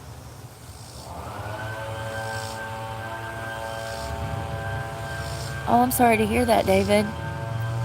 That's what they do. They will put you in a position where you have to take a plea deal. Otherwise, you're going to prison. So do you want probation and to admit guilt? Or do you want to plead your innocence and go to prison? That's your two options. That's the reality of the real justice system. And it's a catch-22 because here's the thing about taking a plea. Once you take a plea deal, you can't then try to get out of jail. That plea deal is sealed. Like, if you're convicted of crimes that you did not commit, you might have a chance to get out if an attorney is able to prove that you were wrongfully convicted. But if you take a plea deal, they can't do that. You're stuck indefinitely until your sentence is up. So it's really a catch-22. It's crazy. The court system, the justice system is nothing like what the general public is led to believe that it is. Nothing. There is no justice in the justice system. What has happened to me and my family? What has happened to me? No, absolutely not. There's no excuse. There never will be. Never will be. You know, it's really crazy that you can do the right things, and one person can lie and your whole life implode. That's all it takes, is one person to lie on you nowadays, and it can ruin everything. It can, I mean, even at work. Think about maybe working with some crazy girl that's got a crush on you, and then you don't pay her no mind, and then she gets mad and says that you're sexually harassing her. Your whole career implodes over a lie. Over some girl that was bitter and passive aggressive that you didn't like her damn shamu ass. Your whole reputation down the drain over a lie. Do you know how many men that happens to? Disproportionately, that same scenario happens to men in the workplace all the time. A lie. They lose everything. Then their wife's divorcing them, taking the damn house and the kids over a lie. It's crazy. Yes, thank you for your service, David. Oh, God.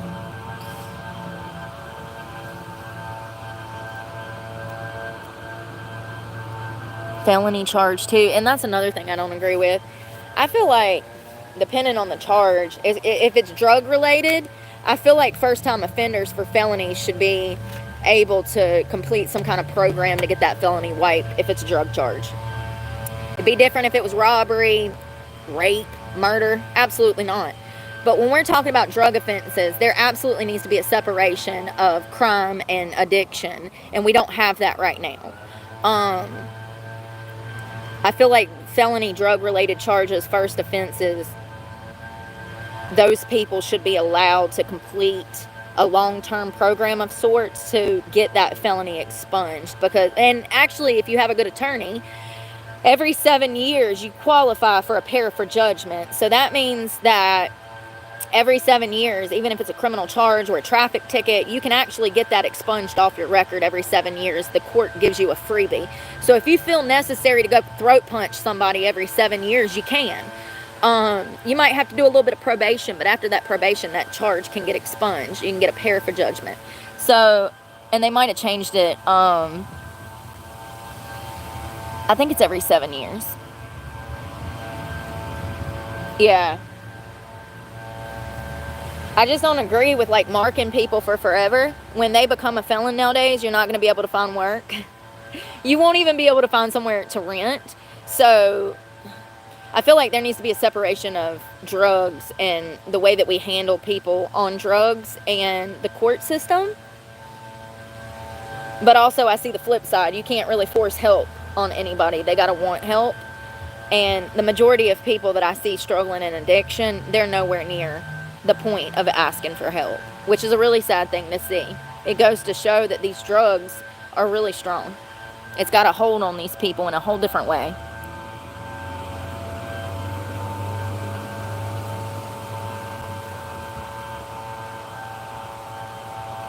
I showed up, hold on one second.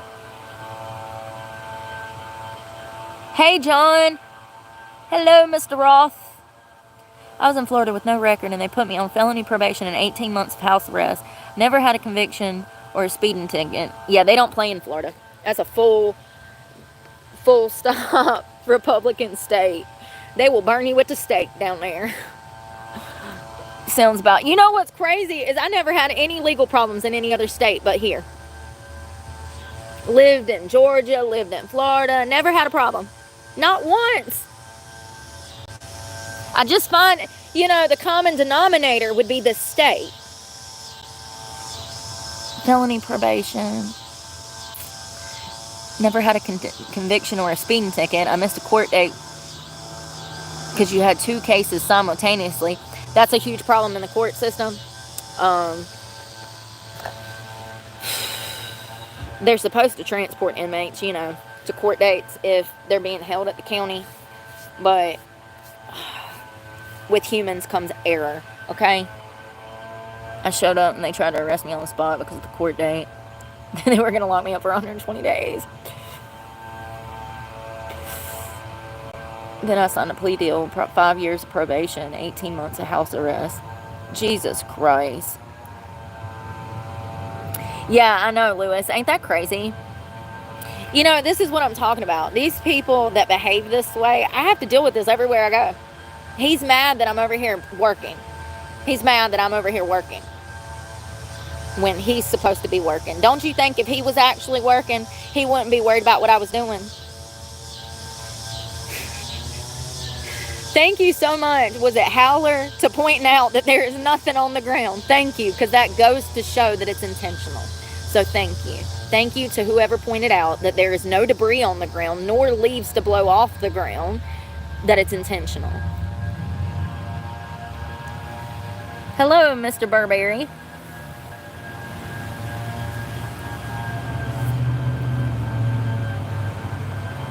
Yeah. Every time I've come over here, I've noticed during the week they have a problem with me being over here. I'll come over here and I'll be sitting here eating, and then all of a sudden the music will come on, or then there's loud banging. And it's really sad that adults that have careers, families, homes, that they behave this way, that they would literally try to prevent a homeless girl who's lost everything, that they would try to prevent her from eating. That's how much money I make. Enough to buy groceries every week. Ain't that crazy? You got a home, a family, and a career, and he just blowed that. So why is he coming back over here?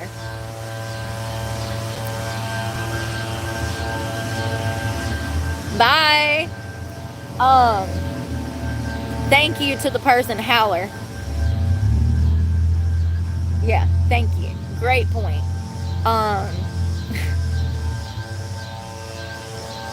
Great point. It's just really crazy to me how these types of people can make it in society. Why is it the petty, immature, self-loathing? How are they able to function out here? You see this time and time again on my channel. Almost every day at this point. Almost every day we have to deal with a degenerate. Whether it's some weird old man out here in the street, or some lady from the bank, or some lady from the courthouse, or some guy from an automotive shop. When have you ever seen me go and antagonize people like you see them come at me? And let me ask you this. Why is it that so many people come at me this way when they don't even know me? I've never even spoken a word to that guy, but my mere existence bothers them so bad. Why? I'll tell you why. Satan. Satan, honey. They work for the devil. Sure do. Sure do. He's just being all up in your business. Probably. Probably.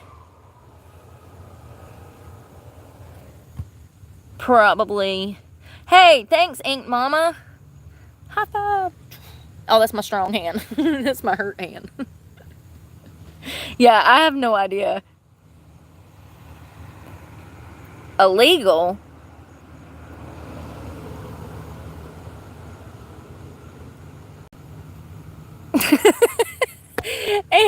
Is that Anne Marie? Lord have mercy.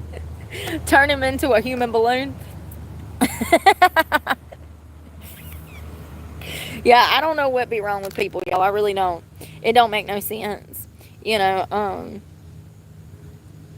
it's literally on a daily basis. I have to deal with this type of behavior out here. And it's really concerning because these people have jobs, careers, families that love them.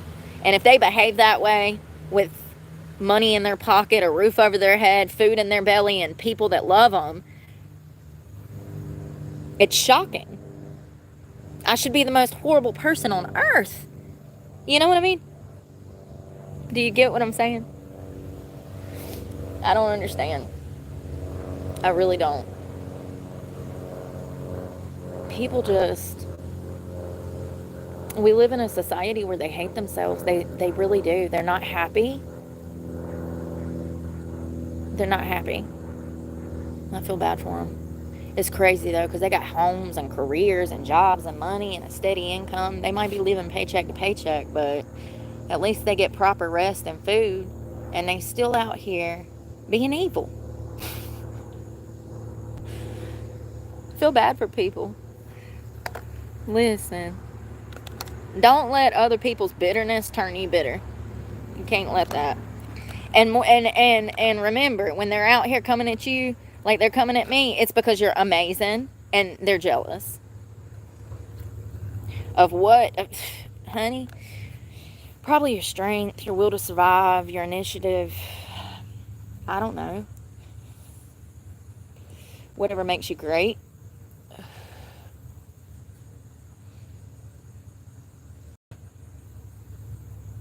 And stay away from people that behave that way, because they're dangerous. Those are the most dangerous people in society next to pedophiles.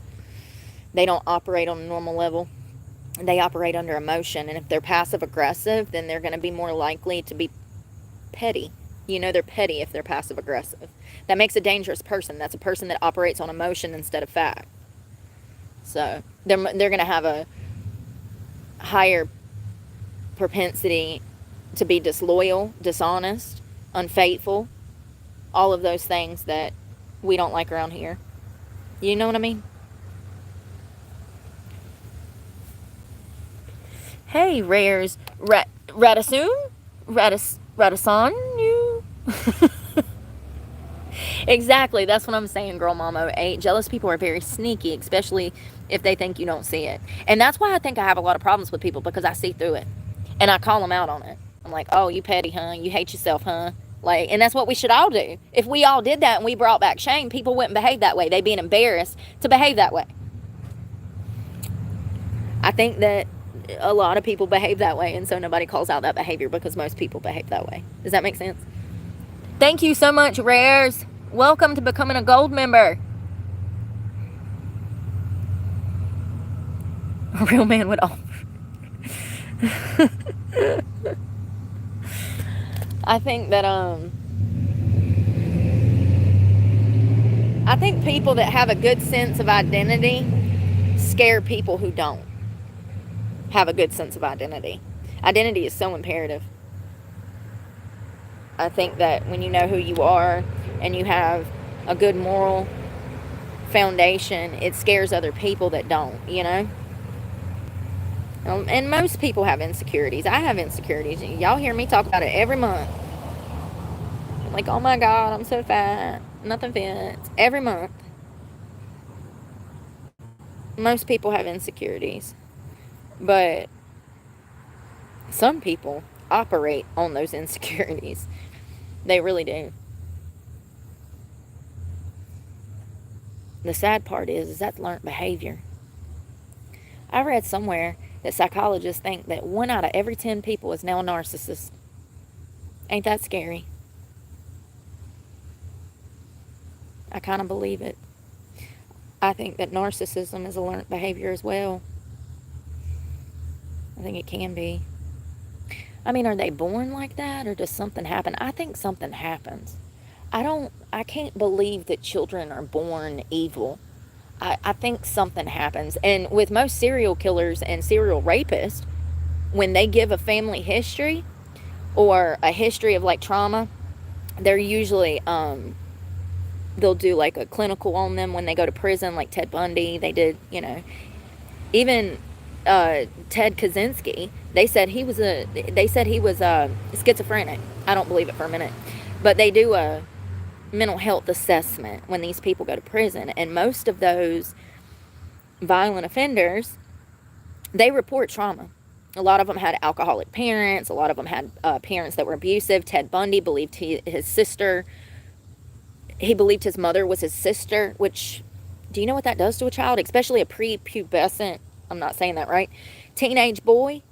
That can rewire their brain in a whole different direction. I've talked about voyeurism before and how voyeurs become voyeurs. It usually starts with a family member or someone close that they accidentally see exposed, nude, and it turns into this. They start to creep to view people naked. It usually starts in the home. It'll usually be a caregiver that these boys, we typically see peeping toms being men. These boys will see a family member, maybe their grandmother, maybe their mother, half naked in a vulnerable position, and somehow in their teenage brain it cross wires this desire to creep on people who are naked. And then we had, you know, Richard Ramirez, the Night Stalker. He was one of these people that did this. I don't think people are born evil. I don't. But I think that something happens environmentally during their upbringing to maybe cross wire. I just, maybe it's God, my faith in God, that doesn't want me to view children like that. I just don't believe that children are born like that. I feel like they go through stuff. I really do. Like, even Ed Gein, the guy that made lampshades out of people, remember the nipple belt? He did. He was a grave digger. His mother raised him in like complete isolation, and she taught him that women were all dirty hookers. She did. And she beat religion into him. He had this unhealthy attachment to his mother. She was the only one that he was allowed to love. And after she died, he started digging up dead bodies out the graveyard, y'all, and making his own new family. Ed Gein is, I mean, at least most of those people were dead. But the point is, psychologically speaking, something happened to him through religion and the way that his mother geared him to stay away from women. And that led to him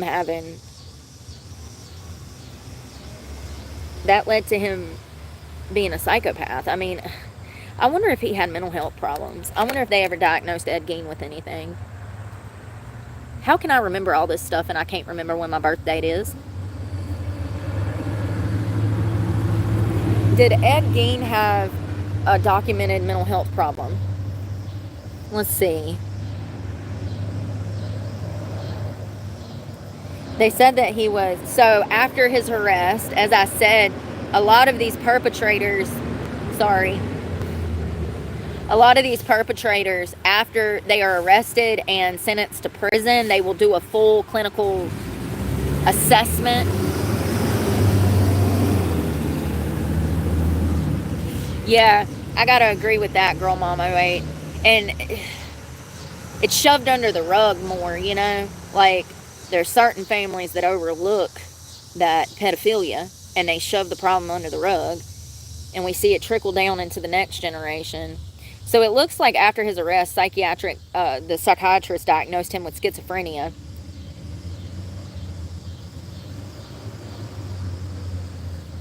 He was actually found not guilty by reason of insanity. I did not know that. Yeah. Anyways, we were learning about him last year. His mama was crazy, y'all. He couldn't even look at women in public. His mama would be like, "Don't you look at them dirty hookers." And he's like 4. And she'd be snatching him around town away from women. I mean, he was completely isolated. And then when his mama died, he started digging up bodies. Gives me chill bumps. How creepy. I think he killed somebody in town, and that's how they busted him. Did Ed Gein kill somebody? I think he might have just been a grave robber, but they called him the Butcher of Plainfield. Plainfield? Yeah, he did. He confessed to killing 2 women. One was, I do believe, a shop owner. It was a hardware store owner in town. That's how they caught him. This poor woman, Bernice Warden, she was reported missing in 1957. And when they started looking for her, the last person that had went into that hardware store was Ed Gein. So they tracked right over to Ed's house, and Ed invited him in, and there's body parts everywhere. He's got a whole lampshade made out of skin and a belt made out of nipples that he had done sewn together. Lord have mercy. So the way they were able to catch him and find out that he had been digging up bodies and having a party with dead bodies in the house was because this shop owner went missing. They would have never caught him if he wouldn't have killed this woman. Like, he was going out in the middle of the night, digging up bodies, putting the dirt back in the grave, carrying the body all the way home, and then using the body like it was a car for scrap parts. Seriously. Insane. His mother completely isolated him, would not allow him around women. She preached religion hard on him. And she taught him that all women, what's the word, are inherently evil. Hey, baby. And just like Ted Kaczynski, they said he has schizophrenia. I don't know if I believe that. Some people just ain't wired right. It don't always have to be a fancy mental health problem. And in Ted Kaczynski's case, he was brilliant. Dumb people gonna say he got a mental health problem because that's what people do. He's brilliant. One of the greatest minds of the century. Sad. It breaks my heart. Ted Kaczynski, his whole case really bothers me. I know he was a murderer and all. I don't know. Where was the lie? Where was the lie? You need an edible. I need some chapstick. Stress chuck. Chapstick. And then we gotta go find a bathroom. Y'all, people get on my nerves. Can you believe that a while ago? Like, seriously. People really hate themselves so much. They're so bothered. I don't even be doing nothing.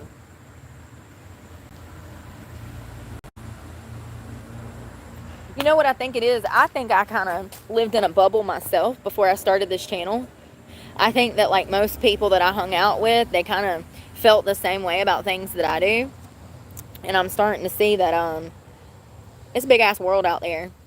People have lots of opinions. They believe in a lot of things they shouldn't. They celebrate things they shouldn't. I'm learning that the world is an evil place, you know?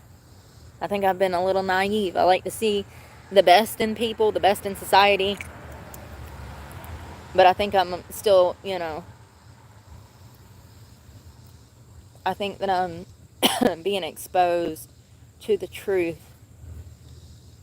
And the truth is that people are led by their own selfish wants and needs. With that comes a lot of evil. But hey, that's why God give us free choice, right? Free will. It just sucks when you get trapped down here with all these crappy people.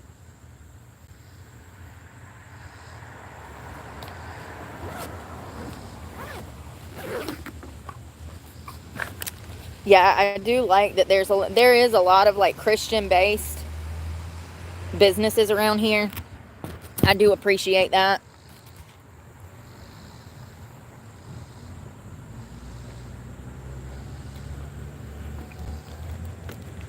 Usually in those places, people are really happy. I agree, Brian. I agree. What habit? What are y'all talking about? Oh, God.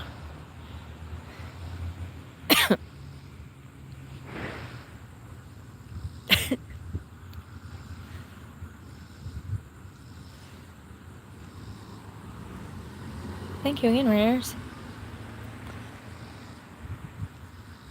Yes. Seriously. I've met some pretty rich people, you guys, that had some pretty horrendous drug problems. I was shocked. I was like, you're from the House of Representatives? I'm being dead ass right now.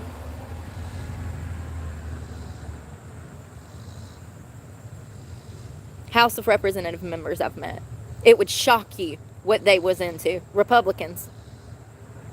They were actually in my face trying to buy sex.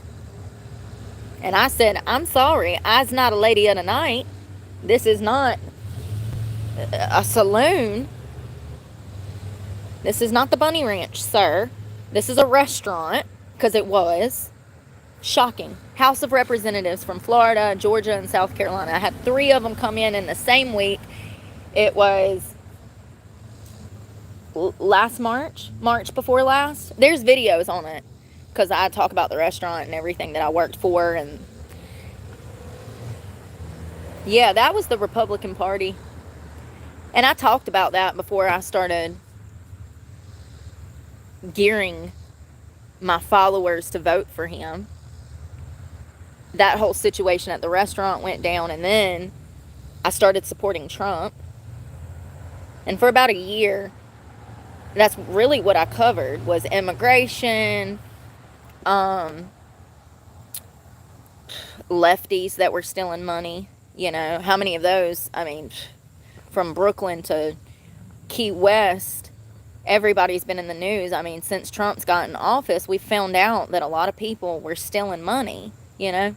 So, yeah, it's crazy. It's absolutely crazy, the people that I've met in positions of power that had money that were into nefarious things.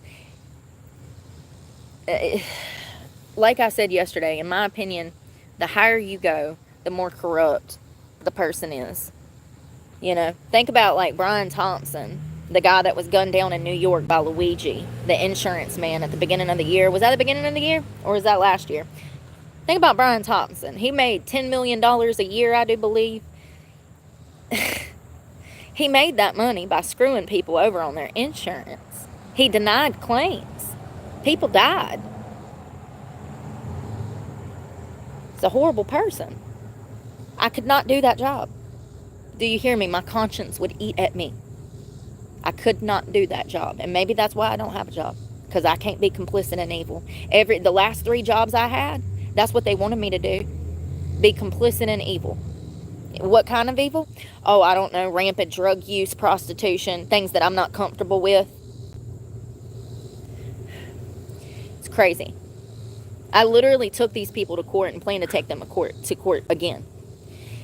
Anyways, Brian Thompson was making that amount of money, and he was in that CEO position because not only was he agreeable, you got to have a certain amount of agreeableness to make it out here. That's probably another reason why I'm not making it. But he also was completely complicit in the game plan to deny claims to make the company more money. He was a horrible person. I'm not saying he should have been gunned down in the streets in New York, because that's inexcusable. This was a man that had children and a family, and nobody should face violence in any manner over anything. He didn't deserve to die, but he wasn't a good guy. Hey, thank you, Phoenix. Oh, he wasn't a good guy. And they would not have put him into that position and paid him $10 million approximately a year unless he was complicit in the game plan to deny claims and indirectly kill people. Because that's what it led to, you know. People, that whole insurance mess, it really brought the whole world together, didn't it? For a moment, remember when everybody was cheering on Luigi and mad at Brian Thompson? I mean, it's like the first thing we all agreed on in like a century. Like, and actually, I was one of the ones that was like, no, this is wrong. Phoenix, thank you so much. Phoenix Sky, love that name. I was actually one of the ones that was like, no, Luigi was wrong. Wrong is wrong. Like, I know he's a villain, and we all been done wrong by the insurance companies. Some more than others. A lot of people took to social media to air out their grievances, talking about their loved ones that had passed, talking about claims that had been denied that led to their loved ones dying. And a lot of those stories were crazy. It's like, what do you mean insurance wouldn't cover that? I mean, it didn't even make sense when we would hear these storylines from these denied claims. So, yeah, he wasn't a good guy, but he didn't deserve to die. But his position is a prime example of that amount of money. $10 million a year. I forgot, who did he work for? United Health Insurance? Is that who it was? I can't remember. You don't make that kind of money unless you are completely complicit in some nefarious stuff.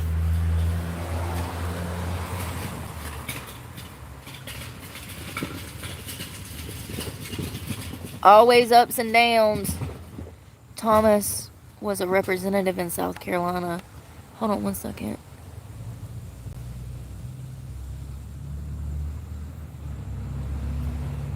Oh, contractor. I used to work with a lot of them when I worked carpentry.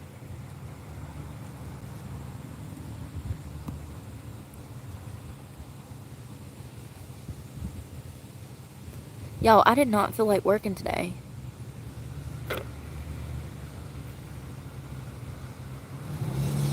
I'm telling you, a lot of those darn...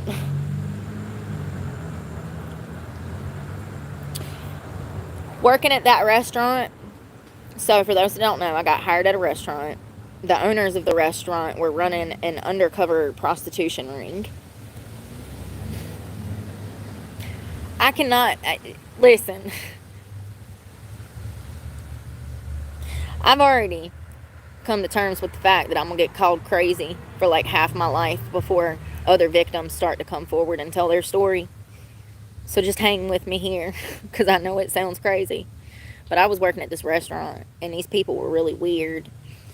And they acted like they were this loving family. They had their 2 daughters working there. They worked there. It was a married couple. They were from like Michigan. Anyways, one thing led to another, and I find out, well, one thing led to another. The owner's wife started sending me she started sending me all these weird sex text messages. And we've been over this. I've showed these messages when I was preparing for my court case last year.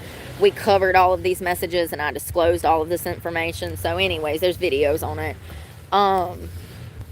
It started with the female, going back to Ghislaine Maxwell and Epstein. The female owner of the restaurant, who was the wife of the male owner, was the one that started texting me about sex. So just like Ghislaine Maxwell helped Epstein, this woman was doing the same thing for her husband. So I actually have firsthand experience on how these things work. Ghislaine needs the death penalty. I'm sorry, I'm so angry they're going to pardon her.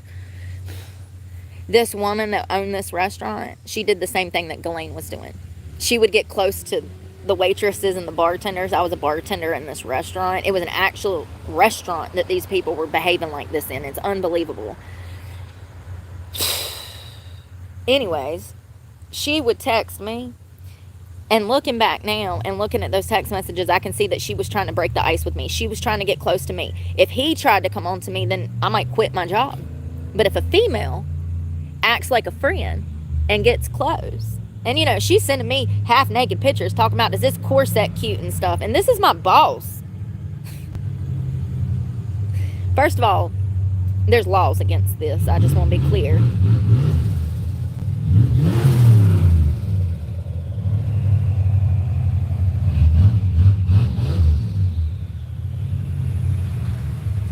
Anyways,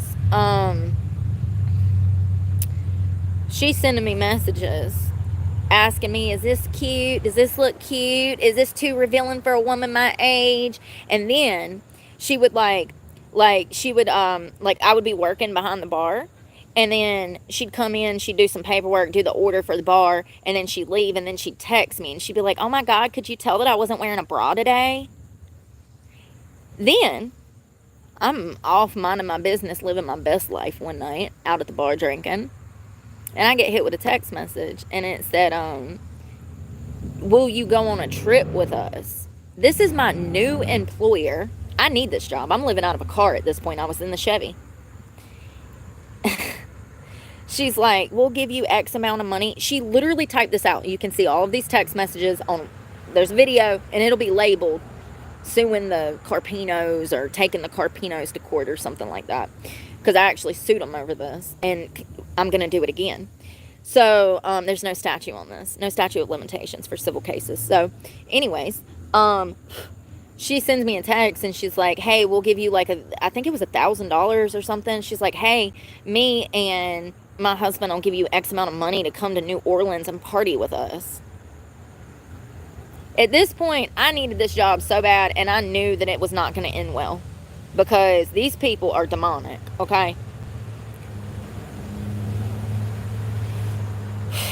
I'm still, even a year after this incident, and it's been about a year and a half, when I talk about it, I still have a visceral reaction to how unbelievably insane it is. It's insane. What if it was your daughter, and you sent her downtown Court Square? You're from a little small town like this, and you're like, baby girl, go down there and apply for a job. So you send her down there. And then 2 weeks later, you find out that the owners of that restaurant you sent her to have her prostituting out the back door. That's the situation. That's the exact situation. It's unbelievable. So she hits me with, we'll give you this, da da da da.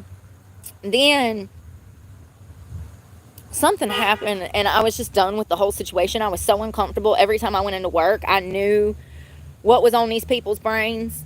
And then I started picking up on these, well, they weren't subtle hints. They were not. There was customers coming in telling me which girls they had slept with and how much they had paid them to sleep with them.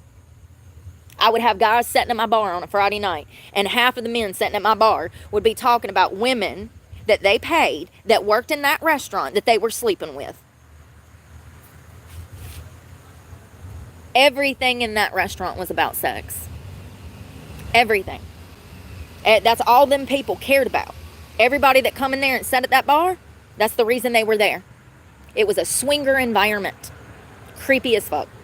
So here I am in this little Republican. It wasn't here. It was one town over, Eden, North Carolina. Here I am, living out of a car, trying to escape a domestic violence trafficking situation. And I walk into a restaurant that is a trafficking situation. What are the chances? What are the chances? There's a reason. It's part of his plan. I might not like it. I know he's not trying to do me no harm, but there's a reason that this is, his plan for me. And there's a reason that I keep running into the same people. It's not a coinky dink. Not a coinky dink. There's no coincidences in life.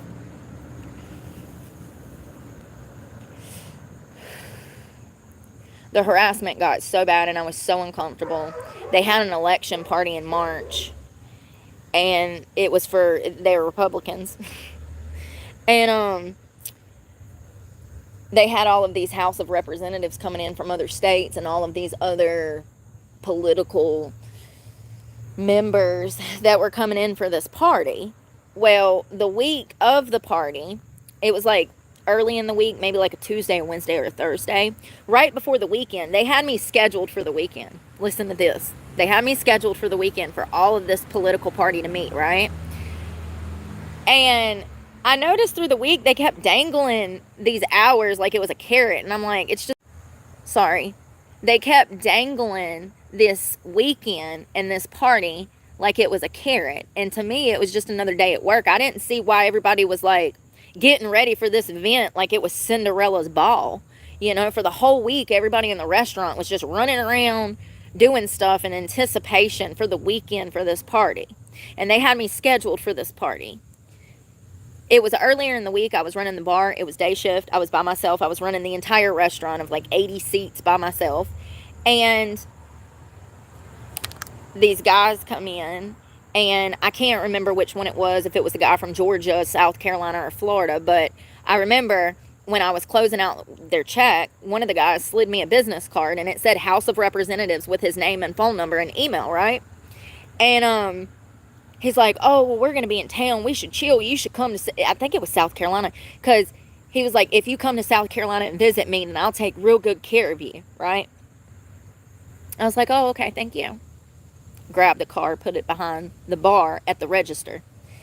Then, the very next day, another dude comes in from a whole different state. Another card, House of Representatives. Come check me out. We'll have a good time in Florida.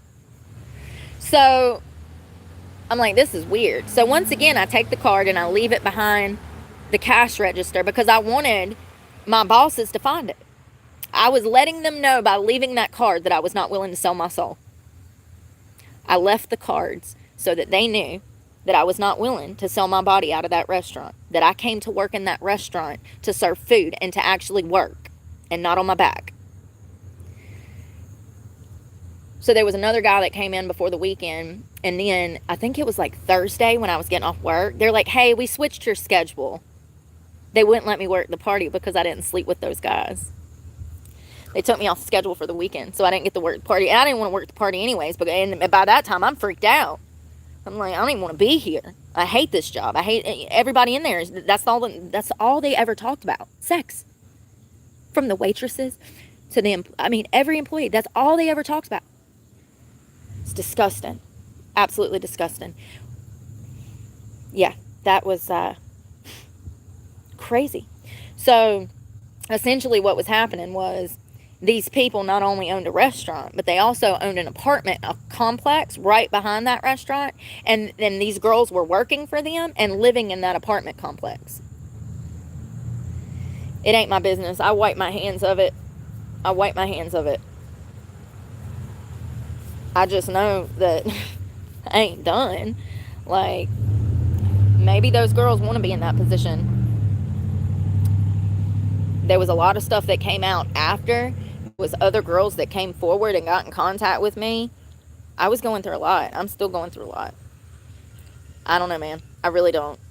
I think that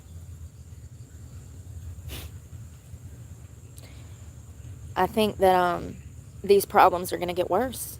You know, we already know that these types of places exist in massage parlors and I saw it was some gym. There was a woman that was arrested for essentially offering services to customers that was coming into the gym. When I went through that situation, I told you guys my prediction was a lot more restaurants. We would see them, women and owners being arrested for running prostitution rings out of restaurants. And sure enough, in the past year, I've reported a dozen cases, and that's the case. It was a restaurant, and the owners were running an undercover prostitution ring out the back door, essentially.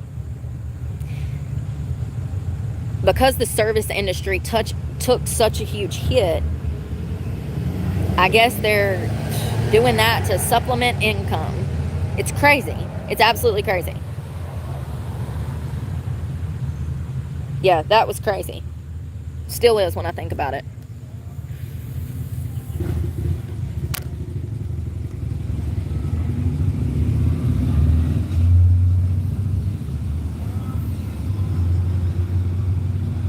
In the back was a brothel. Oh my God, Callum. Can you imagine your great-grandfather and your mama all walking up in one of them places thinking they gonna get a massage?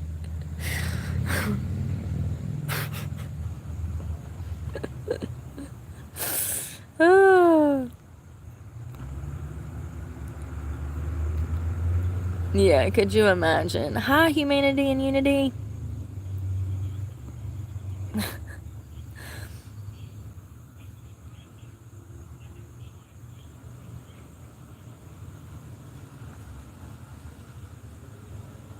Well, God said that you're only supposed to mate with the person that you're married to. That's the difference. And when you're married to somebody, you're not passing disease around. That's how I prefer it. I like my sex without STDs, but that's just me. To each their own. It's a personal preference. Sorry, I have to laugh at people. Oh, God. What a moralless, characterless world. I got a bug on me. This is my job. Thanks for supporting my channel. Oh, that's funny.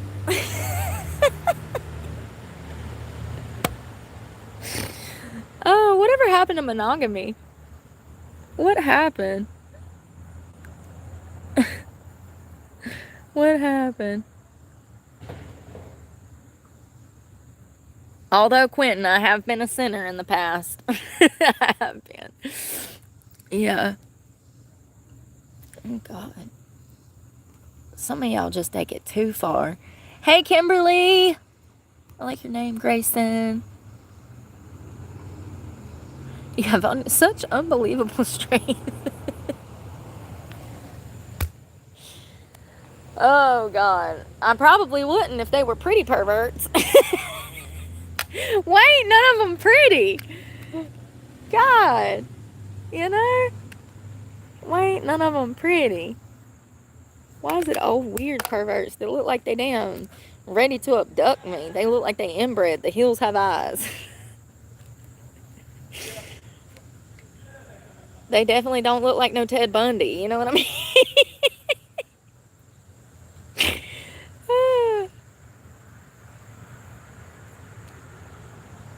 Yeah, they definitely don't look like no Ted Bundy. I can't believe it's 3:30 already, y'all.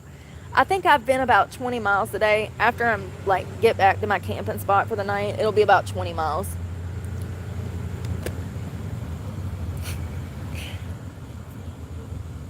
The weather's good. It's like 80 degrees today. It feels great. It's been beautiful. It really has. Everybody's been really nice too, in a great mood. Like out at the coffee shops and stuff. There was a lady that had these beautiful dogs and like, yeah, it's been a good day. It's been the heat when the humidity makes it hotter and harder to breathe. Y'all see these butterflies? They're beautiful. Yeah, the humidity hasn't been as high and it's not as hot.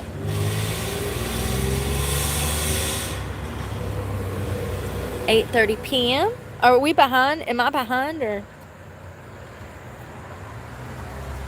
Listen, I barely know the continents. You want me to know the time zones too?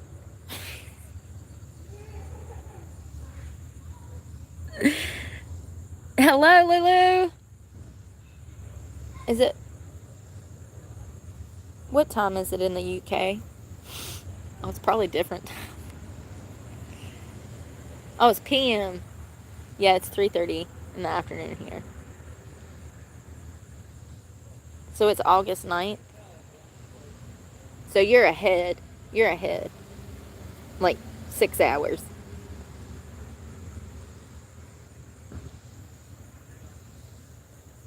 Yeah, right behind you. Yeah, the weather's been amazing. It's definitely been a change because it was so hot the past couple weeks. I mean, it's been miserable. Ow! All right, we're gonna move. Oh.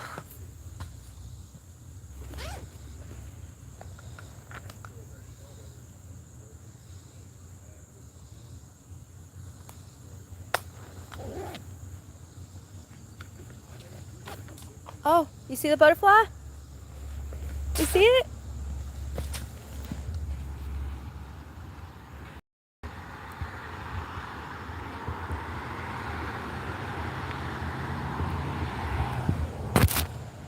Y'all see that butterfly? Oh, people are so jealous. It's crazy. Of what? A homeless woman. Ain't it? It really says, it really says something when I'm doing better than you. You know? Not you, but like, you know. You know. Big band, yeah. Oh, don't feel special. I mean, you are special, but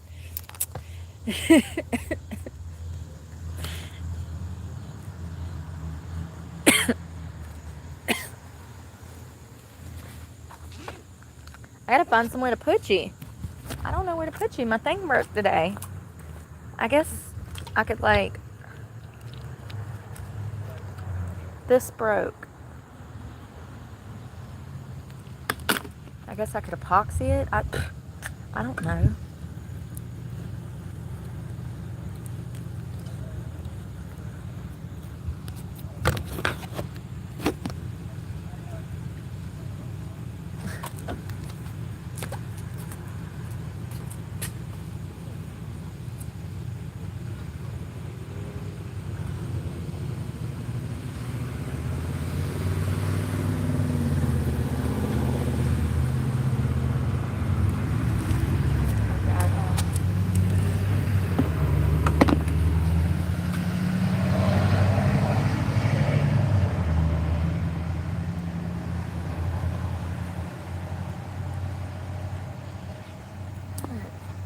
Oh.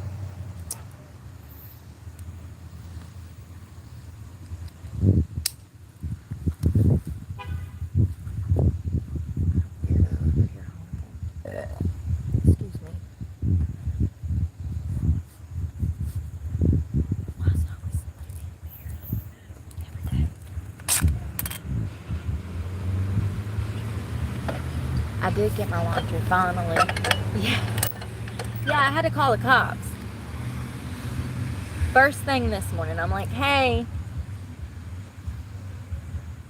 it's a hostage situation. I did. The cops showed up.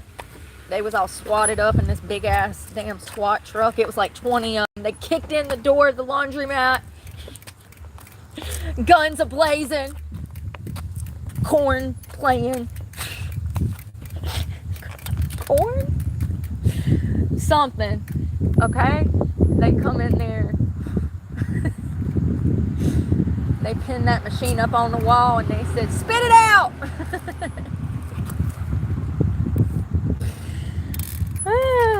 No, but for real. They got on the horn and they found the owner. And they were like, "Hey, yo,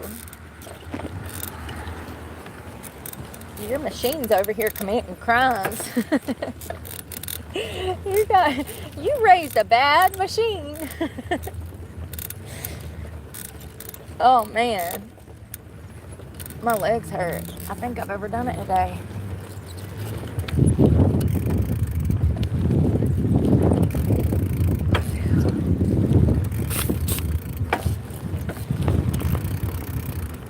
Yeah, every time I go over there and I'm just enjoying the butterfly garden, they come out making noise. They've been doing it for like 3 weeks and I just ignore it. Today's the first day I was like, what the heck? Like, see, and like when people are being petty like that, it makes me stay longer. Don't be trying to mess with my money. I'll sit there with the audio. I'll sit there like this.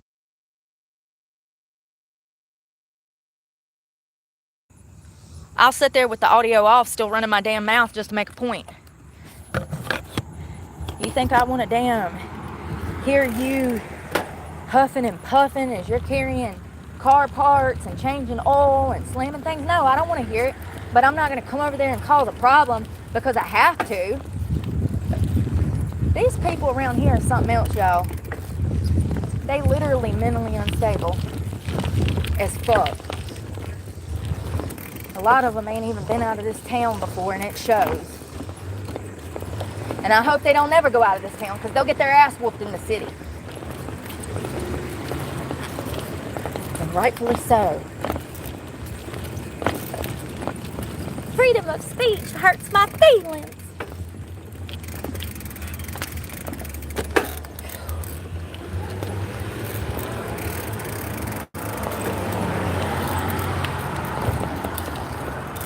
God, my legs hurting in a whole different place today.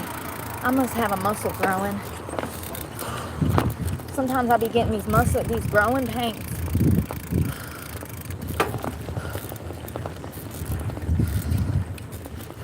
Recently it's been my forearms. It's like, damn. Feels like I'm damn ripping a clutch on a dirt bike. Going around the track damn 4 times, you know? By the damn second round, your arm starts locking up. By the third one, you're like, damn, am I going to make it down the 4th lap? And the 4th one, it's damn numb. It's barely working.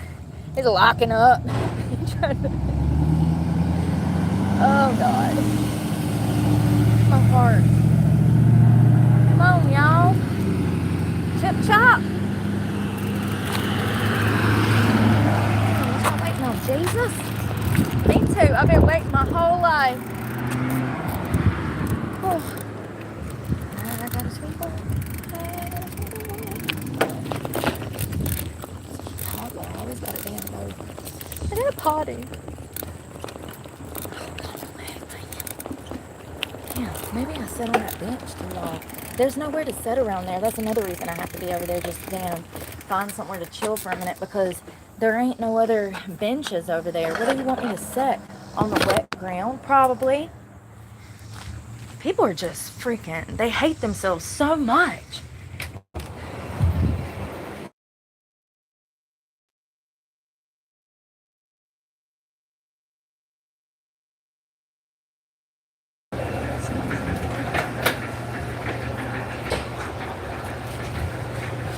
Oh,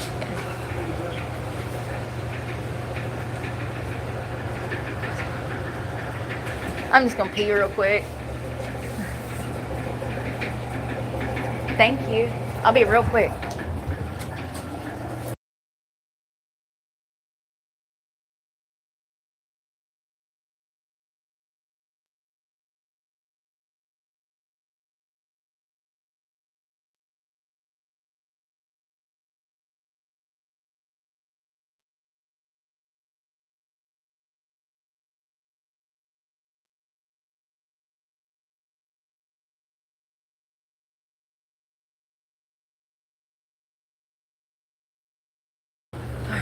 Sorry.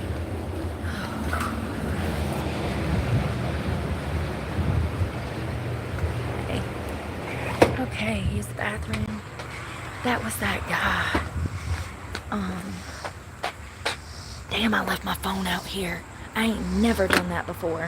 Where's my other one? Oh, God. Oh, God, let me not play this game. Hold on, y'all. I'm gonna have a heart attack.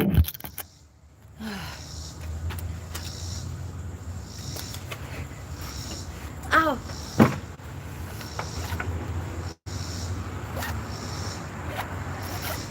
It's plugged up. I'm more responsible than that. I don't know why I panicked. I'm gonna plug this one up and disconnect my Bluetooth, and we're gonna bicycle to this park.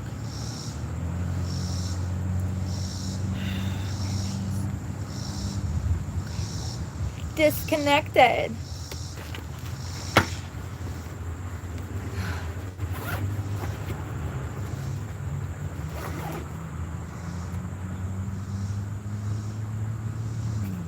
Y'all, I think that's it.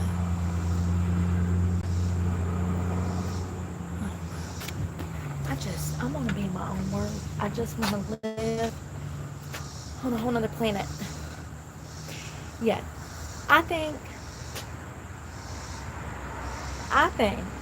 that next year I need to work on my tongue. Jesus, why are you making me feel so guilty today? I didn't tell no lies.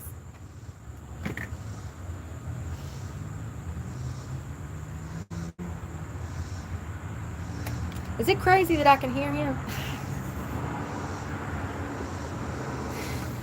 All I heard was, but yeah, you're mean, you're cold, you're heartless. You don't have to be crude and rude. I swear to God I heard that. Is that my subconscious, or is that Jesus? Or am I crazy? Is that another personality? Am I schizophrenic? Oh, does my conscience mean that I have schizophrenia? One thing it does mean is that I'm not a narcissist. Oh God, you gotta have empathy. Yeah, they lack empathy. So, and narcissists have never questioned whether or not they're narcissist either. So, if you're able to consciously ask that question to yourself, you're more than likely not a narcissist, because an actual narcissist wouldn't even be able to even conceptualize that. They're always going to be like, no, I'm not a narcissist. They're going to deny till they die. I'm not a narcissist, you know? And they never question themselves. They never have the level of awareness to question themselves, I guess is my point. And I think some of them know they're narcissists. I do. I know I said that I don't think that they realize it, but upon further thought, I think that some of them do know. Especially when after they done been through 50 women in 10 years, and they every woman said the same thing as they were leaving. I think they know. If they don't, they should. Oh God. Yeah. I have all kinds of disorders.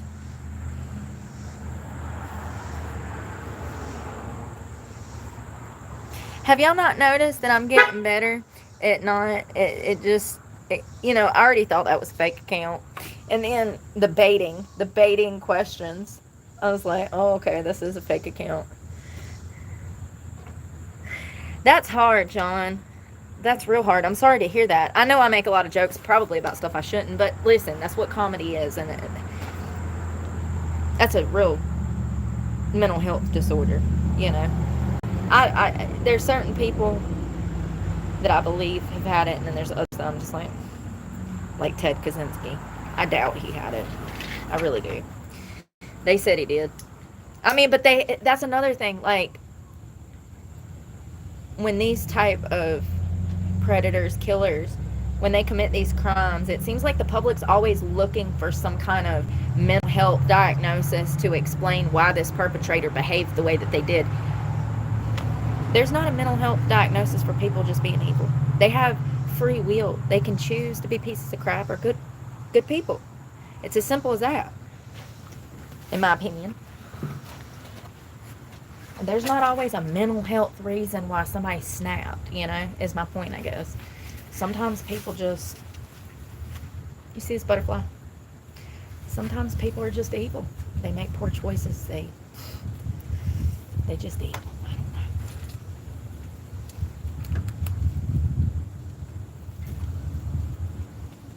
Every situation. Dang, she had schizophrenia and dementia. Bless her heart. That is sad. That's a double whammy. Both of those are rough. Dementia in particular, that's sad. To watch your family not know who you are and slip away slowly like that. And they're confused too. That's another thing. Older, and I'm sure you know, John, but the old people that get dementia, they are extremely confused. It's sad. Yeah. It's like Alzheimer's, they forget where they're at, they forget who they're around, they forget who their loved ones are, and it's really hard for the patients that's going through it, dementia, because they're not there. They forget things, they become unable to take care of themselves. It's really sad. It's absolutely a deteriorating disease. Is that a mental health? Well, schizophrenia is mental health. Dementia, I guess. Is that hereditary? You catch that from family? Is that genetics, or is that a mental health condition? I would think that dementia is genetics, right? I don't know. I ain't no doctor, honey. No doctor. Never take my medical advice. You'll bleed out. She was a great person and even raised her children and worked until this. Basically, after she raised her children, they had to tell. Oh, I'm happy she had somebody. You're going to make me cry. That's so sweet. They were there for her. Seriously. You don't hear that often. How often do you hear that family takes care of family? Sad. That's so sweet. Come on, man. I got to get on this bike and start cycling. Oh. Yeah, I'm curious. I wonder if dementia is hereditary. That's I feel like that's more like Alzheimer's. Dementia. Good afternoon. I'm just happy she had people to take care of her that she knew. Because I've seen Alzheimer's and dementia patients. It's sad. It's really sad how they almost resort back to childlike, toddler-like behavior.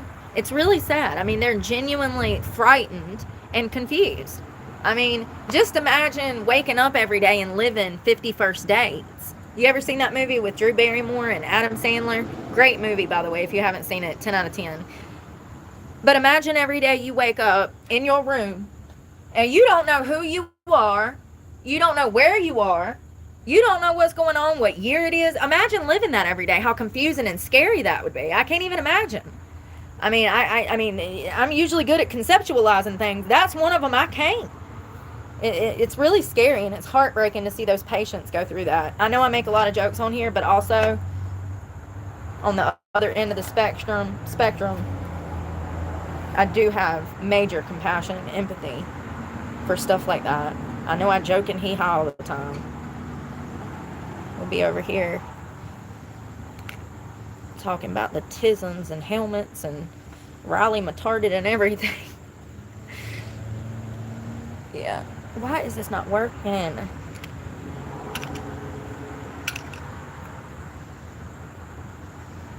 Hey, there it goes.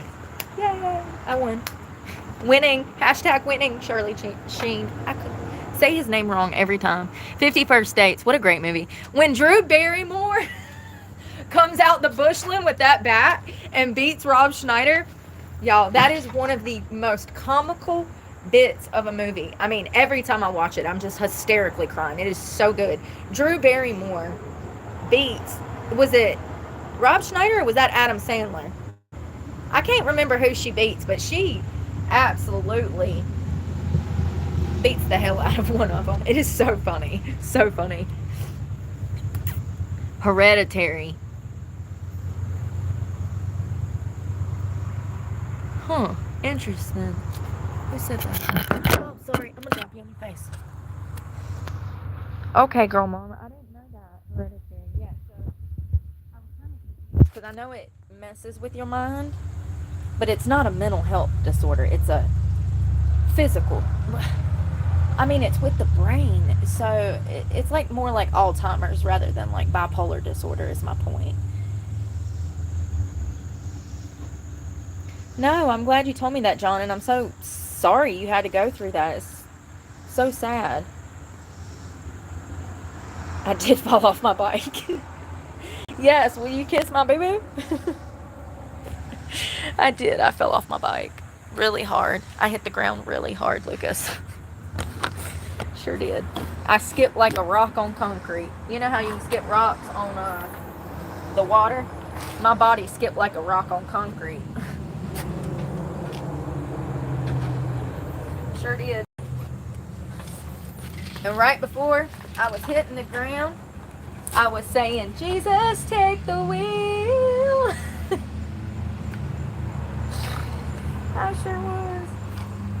Before I even hit the ground, I said, well, I done did it now.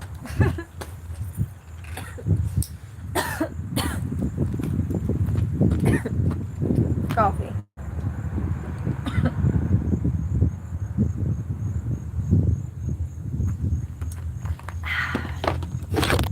We gonna cycle some more. No, it didn't happen on live stream. Hey, Mike. I wonder if it's omegas. Ain't that supposed to be for brain health? Ain't omega 3s and stuff like MCT oil and stuff. Listen, I only know so much. I'm probably dehydrated.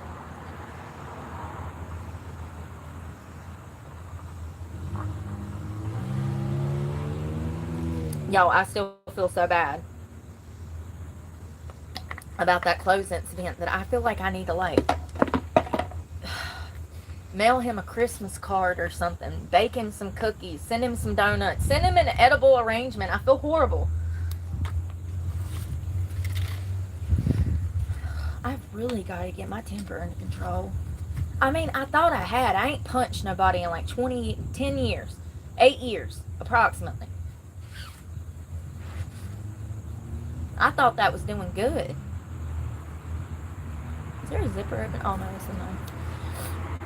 All jokes aside, it's my tongue that is now the problem. My fists are under control.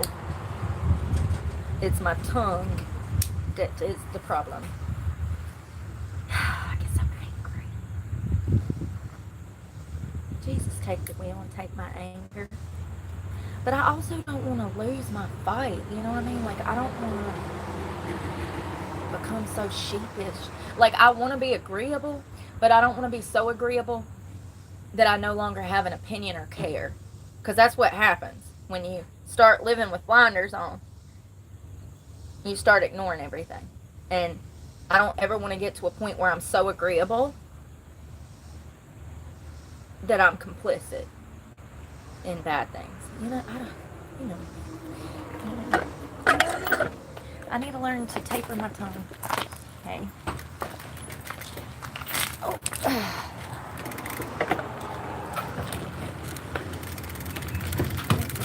I did, and I got, oh, my back. That's my back hurting. No, I think I got that disc in my back has been acting up. I think it's from carrying all of this stuff. Oh, that's the sweet guy that works up here. He's got a cute truck. Little old Chevy.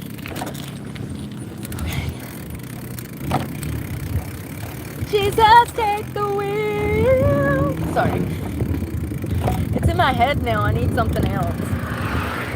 Take it from you know, my first car accident, I was in a Ford Escort hatchback. It was multicolored.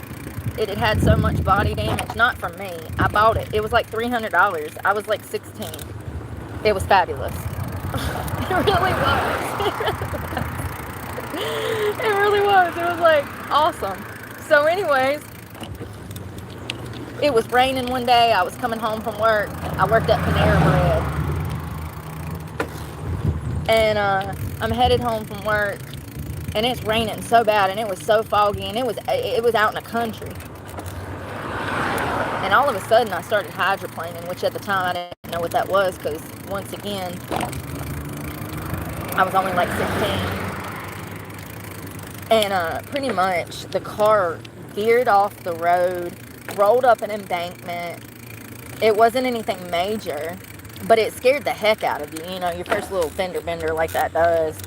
It was like a big ordeal. It's like, oh my God, I've been in a crash, you know? Like, but when I got in that crash, Jesus Take the Wheel was on the radio. It's so funny. Still to this day, that's what was playing. Jesus, take the wheel. Oh, he's always with you.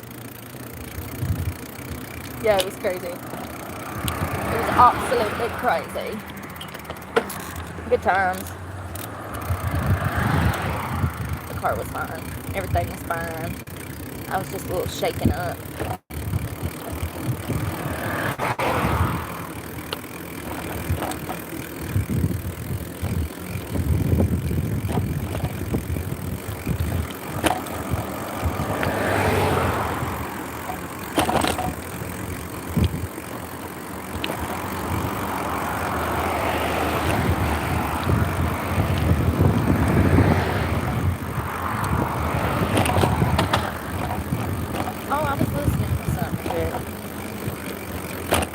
Hold on.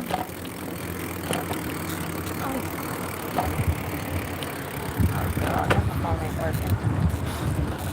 I'm so done with Boost Mobile. My Verizon phone's the only one that works all the time.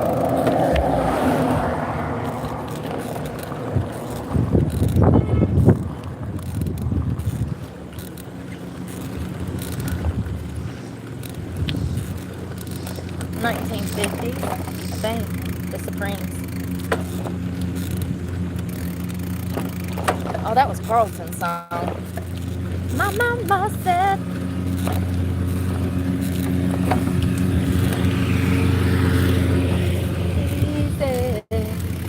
Everybody's out mowing. It's a good day. That's why I took my shirt off. My shirt was getting wet from sweat. And also, I'm riding in direct sunlight. I might as well get some sun.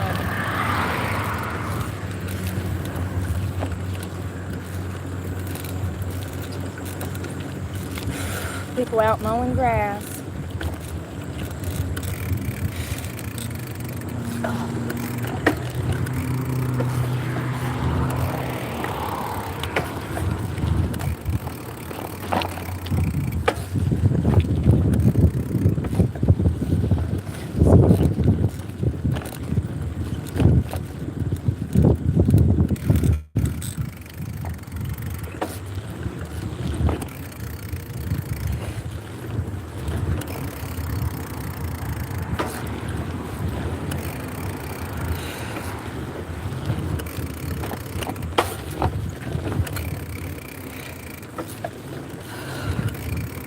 Come on.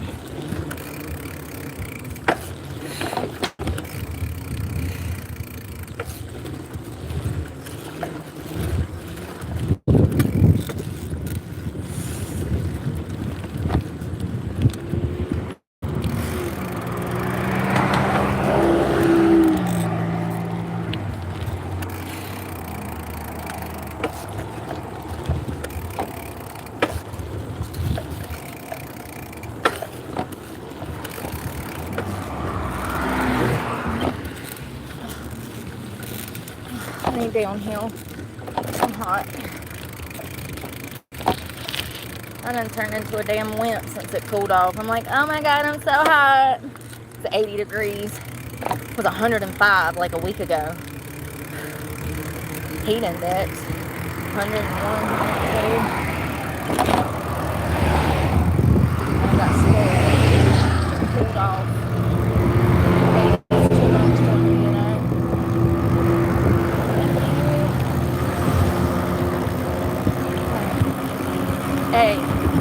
Yes, yes, yes! Supremes, I think. Ooh, my baby love, my baby love. That's the only words I know. Great song though. Makes me wanna get dorky and shit, you know? Stop forever, eh? It's so loud, my baby love. I wish I could get that loud.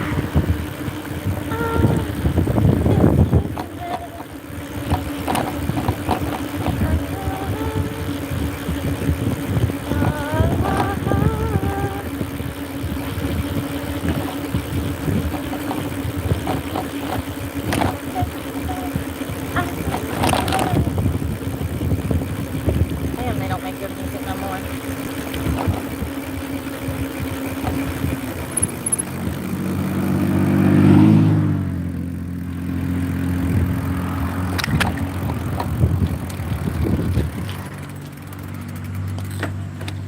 My baby love.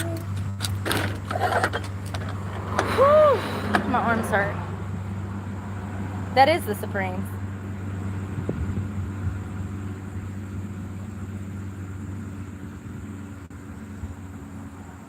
Yeah. Sorry.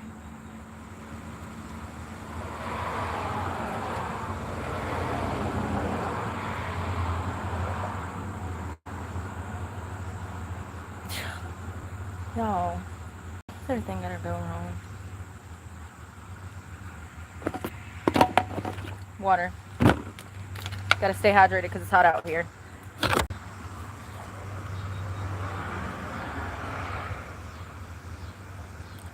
No, that person did not buy my bike. Y'all, please, God. Please ignore stupid people.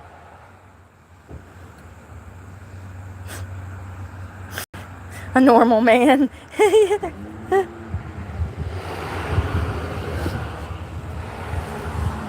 Yeah, for real. A simp. What? I don't understand how shit be getting turned around out here.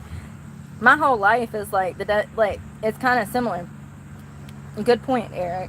So a normal man with respect, morals, and values, that's a simp nowadays. And they've created terminology to discourage men from being proper men. Great point, Eric. I don't even know what it means. No, you do. You do. Oh, it's crazy. It's like, oh, don't be respectful to women. You're a simp. It's crazy. It's absolutely crazy.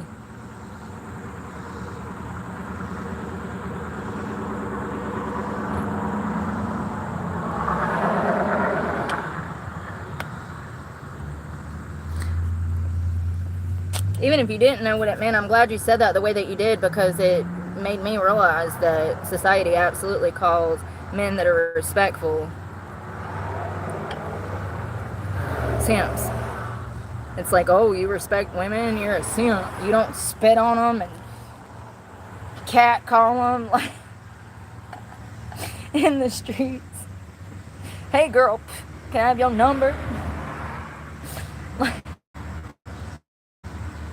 how things get, like, the Bible talks about how bad will be celebrated, evil things will be celebrated, and good things will be destroyed or spoken down upon. I find the word simp actually means the opposite. I see a lot of men get called simps that are actually respectful, honorable men. So I find it interesting that the new generation that lack the skills to communicate, be respectful and loyal and honest to their partner, I find it interesting. That generation that degrades women, that is always looking for my OnlyFans that will never exist. I find it interesting that they speak poorly about men that respect women. Do you see what I'm saying? It's crazy how that word, you know what I mean? Yeah. That's probably what Jesus was talking about in the Bible, in Revelation.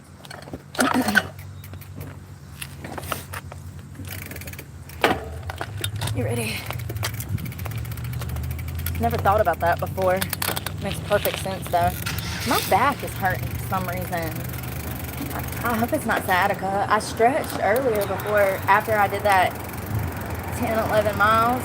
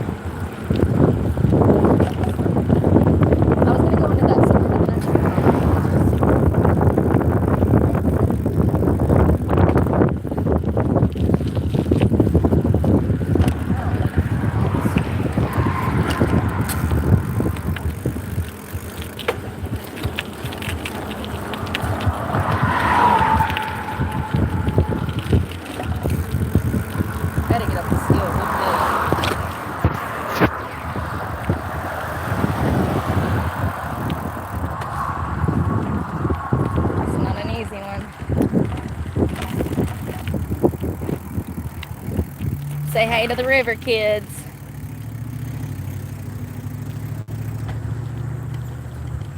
Say bye. Hello. I'm bicycling up a hill.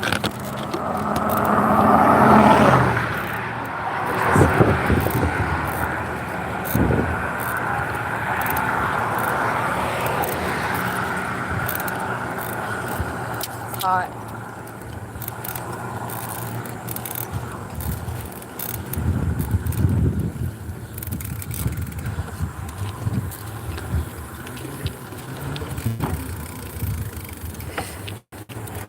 Oh, I'm so tired. I might have to walk this. Seriously. Oh.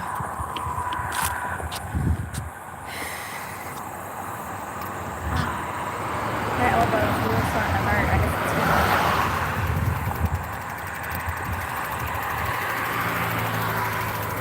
Probably off on my nose.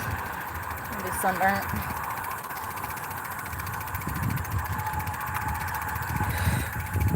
What a day. I got up so early.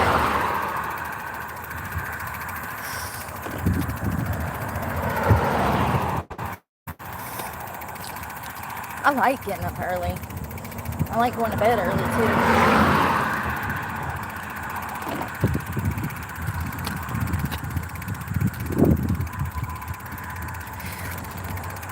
This hill is huge.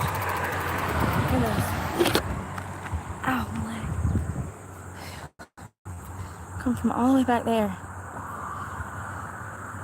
Ah. God, my arm's on fire. Sun.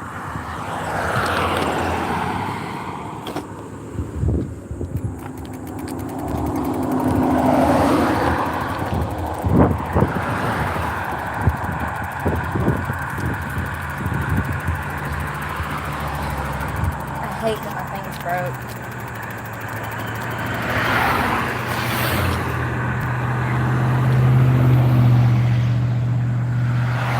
I'm not gonna make it up this hill if I don't change my music. Alright.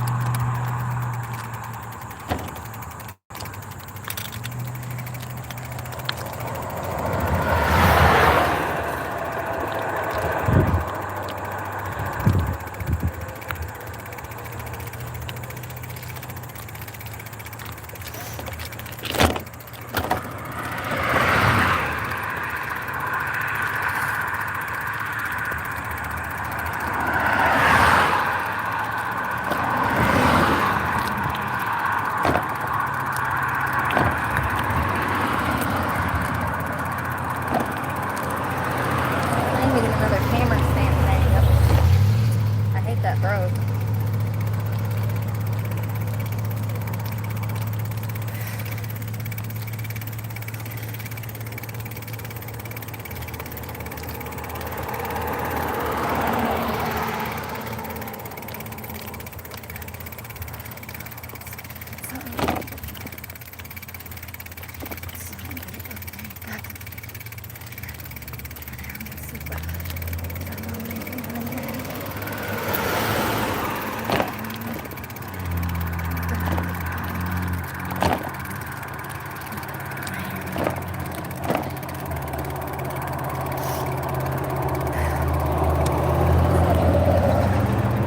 pretty though when we get to the top. Come on, Shamu.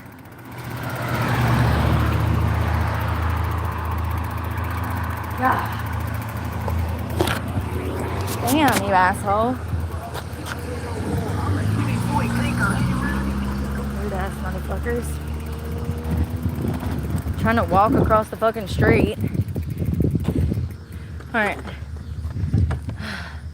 Gotta stop cussing like a sailor. I know it's bad. This camera don't pick up nothing.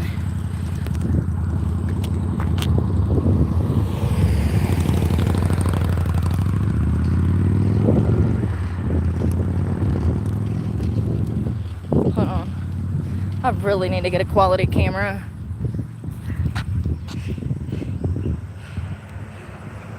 God, you can't even see it. Brooke. You can't even see it. It's absolutely gorgeous. My camera never picks up nothing. It's a church.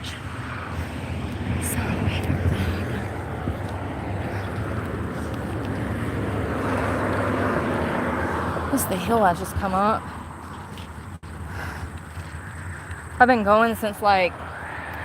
Sorry. I've been going like... Hey. Bruce. Hello. Thank you. Welcome to being a bronze member. Thank you so much.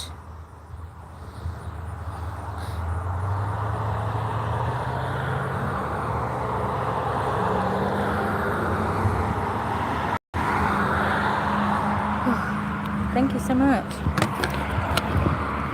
It's so much prettier in person. I wonder why the camera don't pick it up. It's so weird. Just dropped my phone. Look. Alright.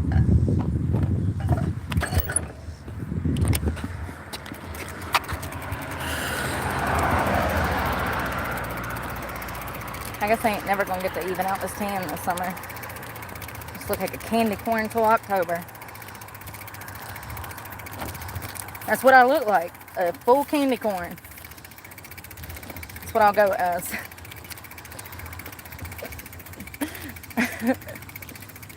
I ain't got no bond money. Actually goes against. I could never go out in my birthday suit. Thank God for clothes. Seriously. I'm glad we're all not naked. There's shit out here I don't want to see. And there's people I don't want to see me. Oh, let's all be grateful for modern clothing, okay? And it'd still be scary out here.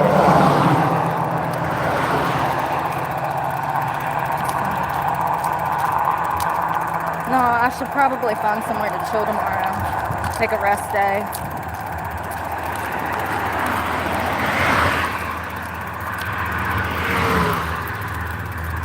I'm about to get back on this bike as soon as this traffic. Oh, not the dead baby bird. I can't. Why do I have to see that? That damn bird will be on my damn mind in the morning. First thing, wake up. I'll be like, oh, that poor bird. All right, flat ground.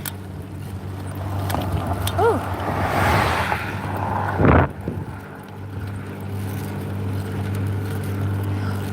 I'm back.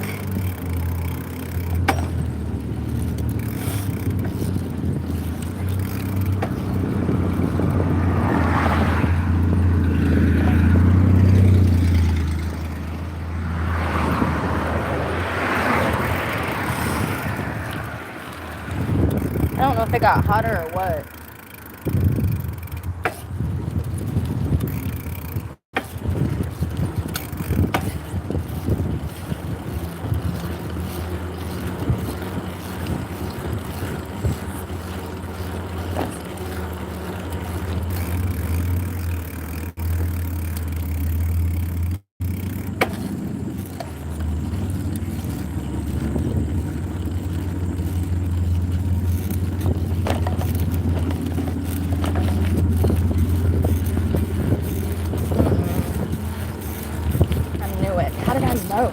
No shit. Hold on, give me a minute. I'm running for my life from two meth heads in a van.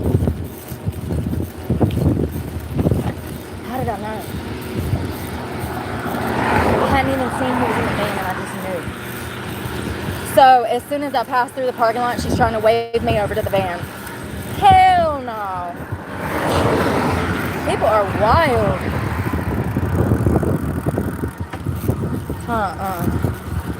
It's that same van. The one that was loud. Never mind. People sketch me out.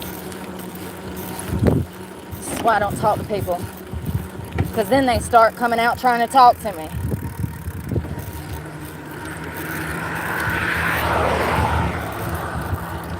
My legs.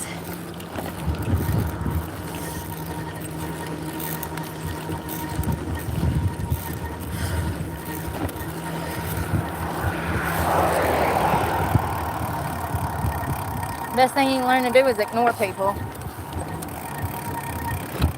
It's hard for me because my biggest emotion is anger. But I'm getting pretty good at ignoring strangers. I just act like I don't hear people. I got headphones in anyway, so. Even when I don't though, I just be acting like I'm Helen Keller. Like I can't see them or hear them.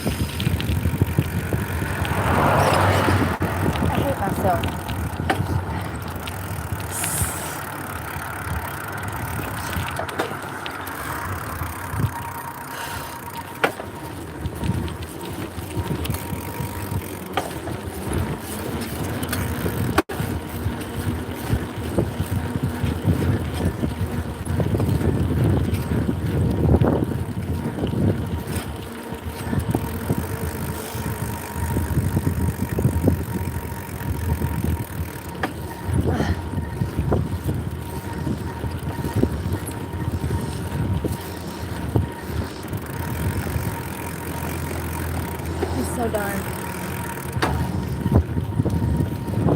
I need a break.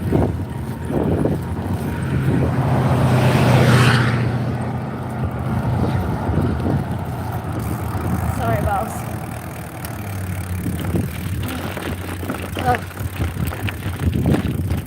Oh.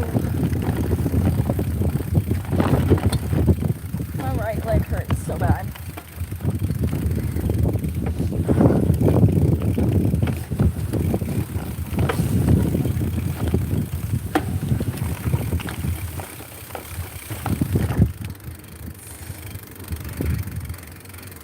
Oh, somebody painted a goat on the floor. It's cute.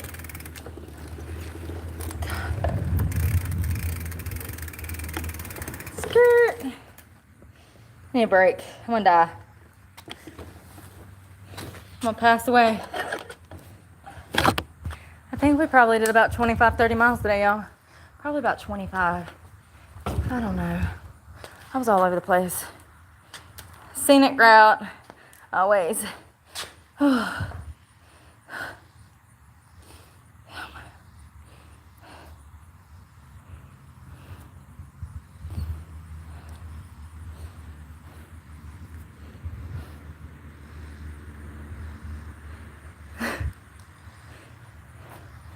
I hope I get a car one day. Screw an e-bike.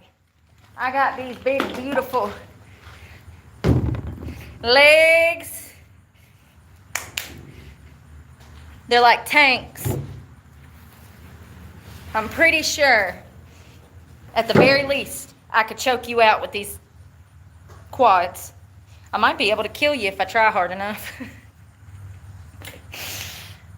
I don't want no e-bike. We trying to get fit this year, okay? I lost like 80 pounds. And now I'm trying to grow muscle. So I don't want an e-bike because I'm trying to get this ass in shape. We was looking a little SpongeBob-y. A little square, little bear. It didn't look good. She got a facelift. The bike helps a lot. Probably one of the best things you can do for your butt and your quads. My legs have, in the past 4 weeks, I've noticed the most significant changes in my legs and glutes in the past 4 weeks than the past 2 years of working out. There's something that I was missing in the gym. I was doing hip thrust. I was doing RDLs. I was doing Bulgarian split squats. Y'all have been with me. I don't know. Something about cycling just works. I mean, you're literally pushing all of your weight down to get your momentum in those pedals, so it makes sense why it fires your glutes.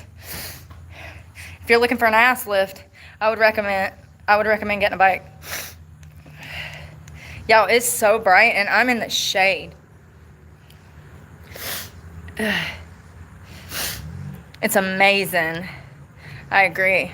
It's a full body workout. Yeah, it's great strength training with your own body weight.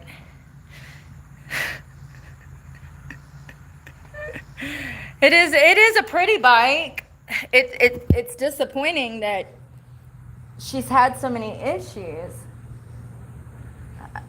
It could be the operator, because I am a rough girl. Look. That chain's already rusted. Hey. Thank you, Rares. Hey, Flutterball, you got a membership. I'm glad to see you. It's a man's bike. It's okay. I know how to spit like a man, so I think I'll be all right. It's a youth. I think it's a youth. Thank you so much. Phil, Paul, welcome. Can't see. Sorry. My eyes are burnt. Brandon, Jessica, welcome. That's so nice of you. Thank you so much. Hey, I'm so glad that Flutterball got one.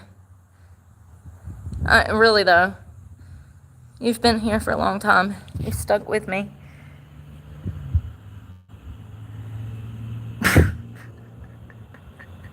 Hello, bless this mess. I love that name. Queen, hello. Allison, FAQ. Thank you so much.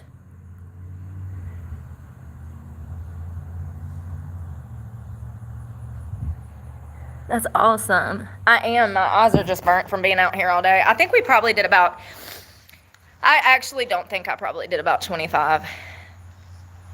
Y'all see how burnt my eyes are? Do you see how red they are? They're literally burnt. Literally. And I wear glasses all day. I mean, it hurts just sitting here. I don't know why more people don't talk about this. I wonder who would have this kind of injury. Maybe a gardener, somebody that works outside, a roofer. Oh, God. Them poor roofers' eyes. That black tar roof, they probably can't see nothing. They probably damn go blind by 50. I mean, seriously. I don't know why nobody... It's one of the things that I didn't know homeless people go through. Just like their butts being raw from sitting on concrete. Their hips hurting from sleeping on it. You know, I guess being out here, I've just... I guess when I go through things, I really try to learn things. You know, I really do.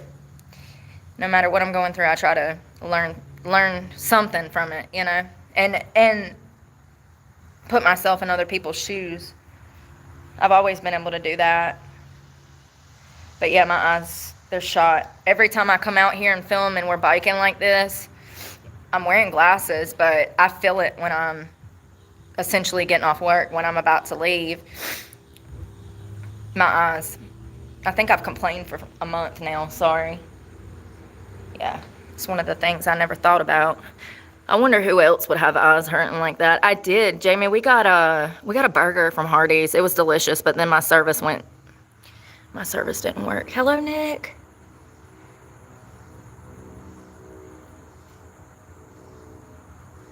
Get a sun hat. Grouchy Mama Bear, I love that. Hello, Knees Duts. Master J, hello. Thank you so much again. That was so nice of you, Rares.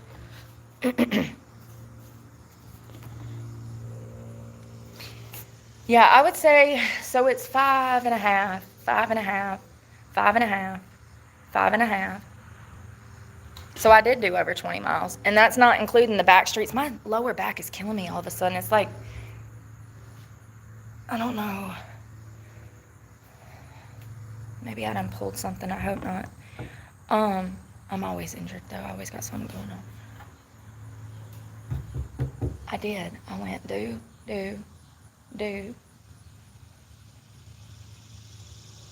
So Mayo State Park and the coffee shop are 5.5 miles apart.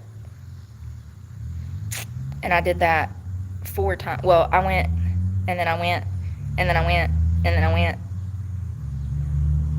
So that would be like 22 miles, and that's not including all the little side streets I went down when I wasn't on live. I went through Mayadan, because the hill right in front of the sheriff's office, it literally is perfect for your glutes. You want to look for an elevation, like, you know how like when you get on the treadmill and you can raise the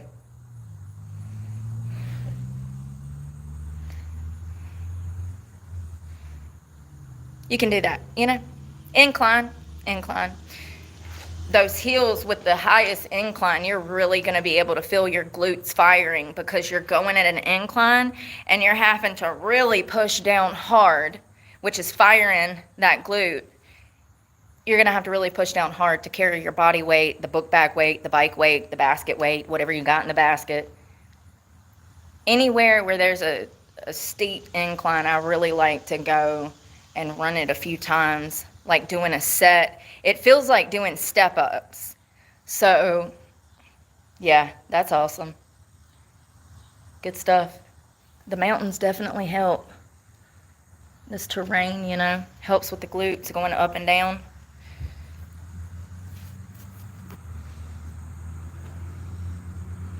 No bootlickers. You lint liquor? Hello, Bridget. Karen. Oh, God, I'm always using that name. Hello, Ricky, Robert.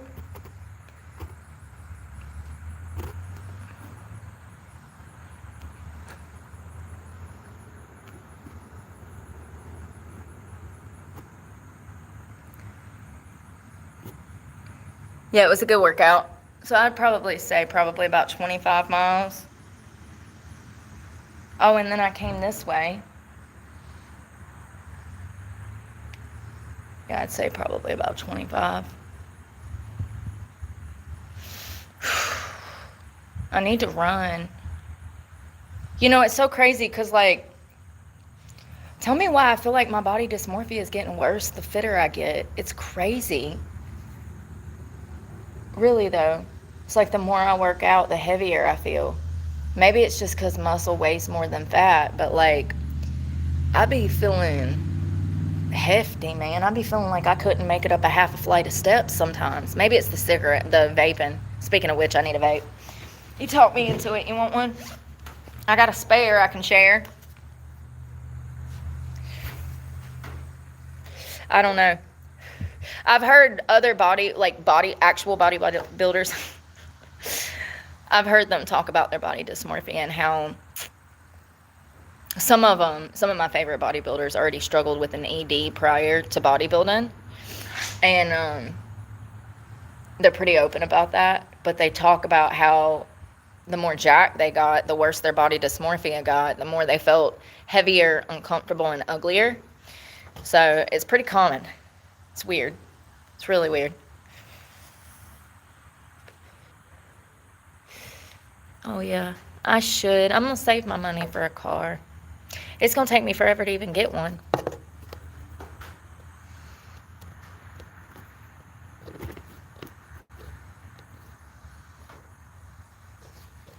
Yeah, I like this. I don't know, Eric, honestly. I think it might be years before we know.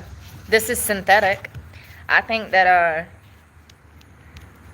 I think rationally that tobacco would probably be safer than something that's synthetic that we don't know the long-term effects on.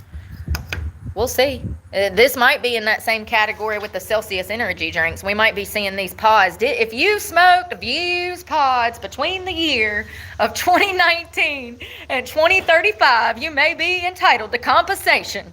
If you have COPD, seriously, because we haven't lived through this before. E-cigarettes is also, it's newer than technology. We don't know the long-term effects of these e-cigarettes. What we do know is that they are absolutely marketed towards children.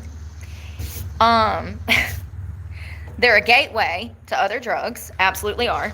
And, I don't know. Do you feel better? I do feel better than when I smoke cigarettes.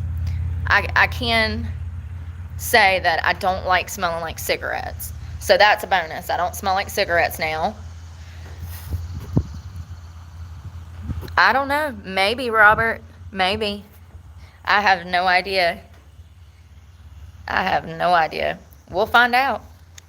There's a lot of new stuff that we're living through right now that we've never been through before. We don't know the long-term side effects and, like Wegovy. I mean, think about these weight loss drugs. Look at how it's like, people look like crap and they think they look good. They look crazy. They look absolutely insane. You look like the shell of the person you used to be, Susan. Is diet and exercise that hard for people? I guess it is. I guess I'm grateful for my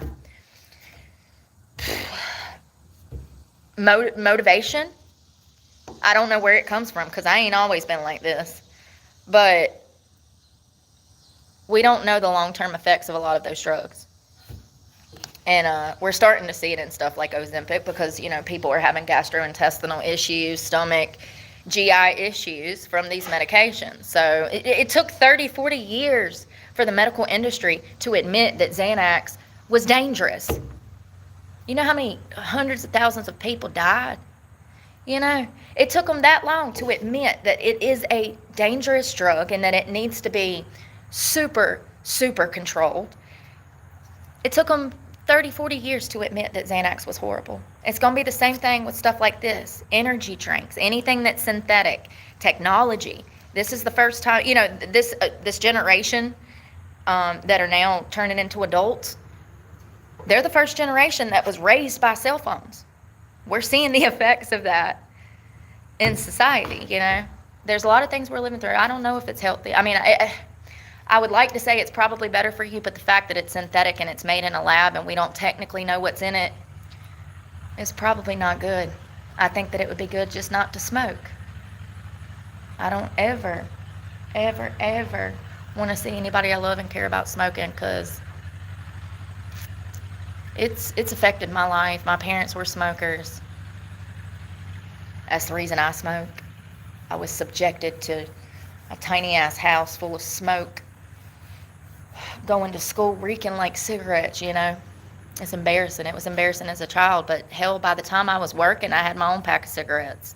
It's a nasty habit. I commend anyone that's able to quit smoking. You should be extremely proud of yourself because for me, it's been the one thing I ain't never been able to put down.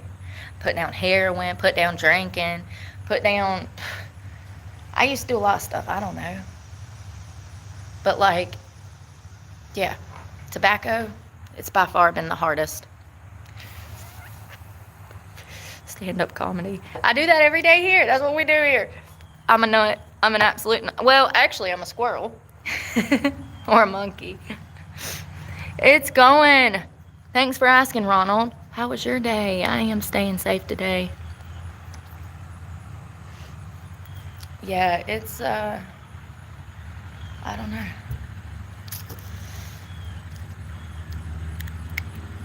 What's that thing called? Popcorn lung? Remember when all them youngins was getting that stuff? That's actually that's what it comes from, is these vapes. You can't get that with tobacco, I don't think. Oh, God, my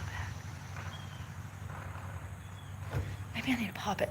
Oh, I can't do that. My hand's injured. Y'all, I got ate up. I messed myself up.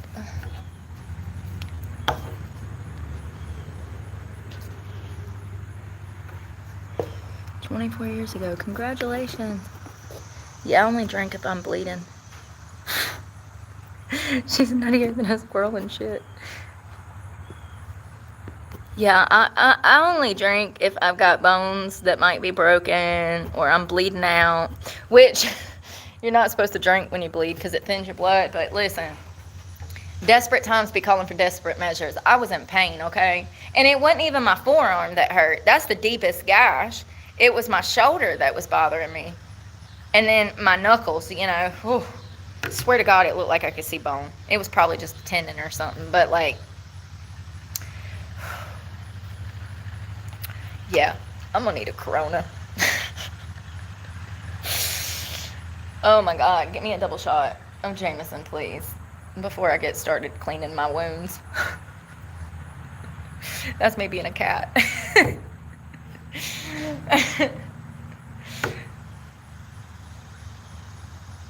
I hit so hard. Damn, I wish I had a video. I was like, man, I need to set up a camera.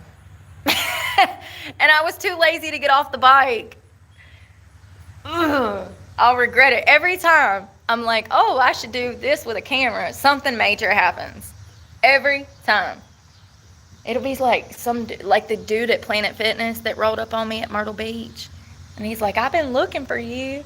I didn't know him. It was just some stranger off the internet that hunted me down. He heard that I had a Planet Fitness membership, and he knew that I was in the Myrtle Beach area, and he come and found me.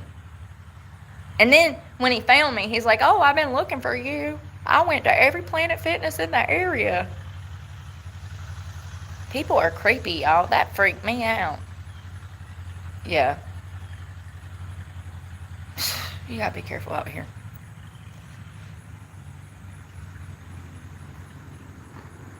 Thank you so much, Rares. I know. Nice to meet you, TZ. Oh, I'm a mess. I need to get my life together.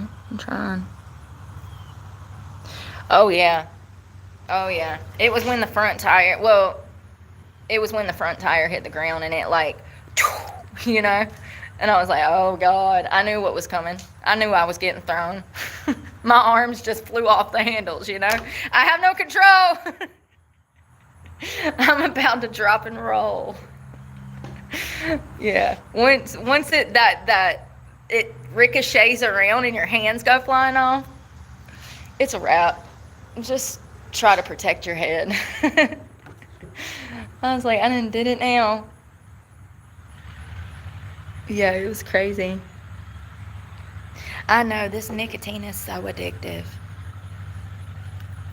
I think the stuff they formulate nowadays is even more addictive than the stuff in the older days. A lot of people that I know quit smoking. I ain't never been able to kick it. And everybody I know, they can't kick it either. You know what I think it is? I think that it's a coping mechanism for a lot of people too. You know, that reward center in the brain. Every time you hit the vape, you're getting dopamine and serotonin hits to the brain. It works just like, you know, it does for refined sugar or salty, fatty food or heroin. It works the same way. The hand to mouth and the reward center. I think that and life is so hard right now. Like, we are all struggling. We are all trying not to, you know, jump off a bridge every day. For people that smoke, it's just a way to damn handle life, okay? It gets us through. You have booze. I have nicotine and coffee. To each their own. I think for non-smokers, though, it really pisses me off sometimes how incompassionate they are towards smokers. It's like, whoa, wait a minute. You ain't got no problems, do you? Because if you ever had a problem, then you would understand how hard it is to quit this problem. I get it. They don't get it. It is very hard. Oh, absolutely. Getting in the car and smoking a cigarette, it's like a reward at the end of whatever you just had to do. automatic reflux.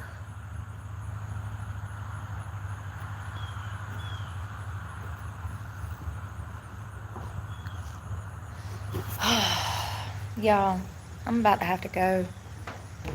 I am. I'm exhausted. Sweet dreams are made of this. Damn. Hold on. Oh my God, Louise, you're about to die.